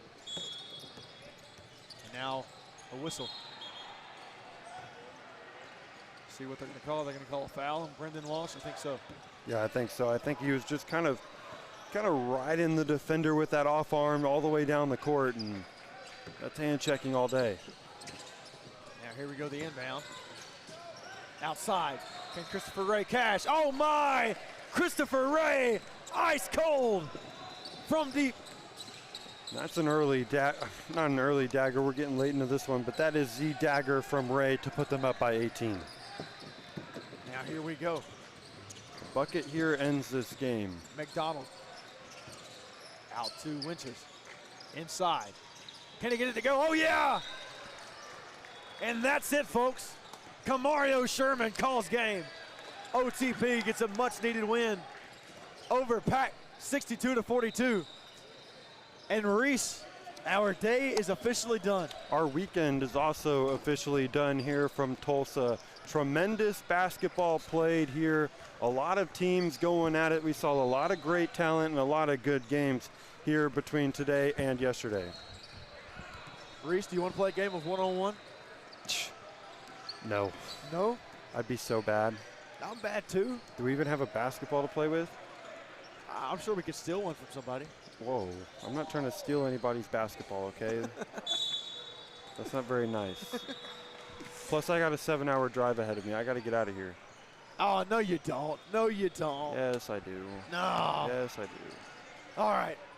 What time is it? 3:24 on a glorious Sunday here in Tulsa, Oklahoma. And that wraps it up here from the second live session in Tulsa, Oklahoma. What a fun time we've had. Yeah, to wrap up day 3. This was awesome. Day 2 was amazing. Day 3, not as amazing, but still some awesome basketball played here on Court 29, where you get to see the best of the best every day. Absolutely. I'm Hayden Coker alongside Reese Nygren here in Tulsa, Oklahoma with Next Pro Hoops. It's been a phenomenal weekend, Reese. I believe it's time to sign off. I believe it is. Do the honors, Hayden. Hayden Coker alongside Reese Nygren. Y'all have a phenomenal week. We will see you guys in Spooky Nook, Ohio.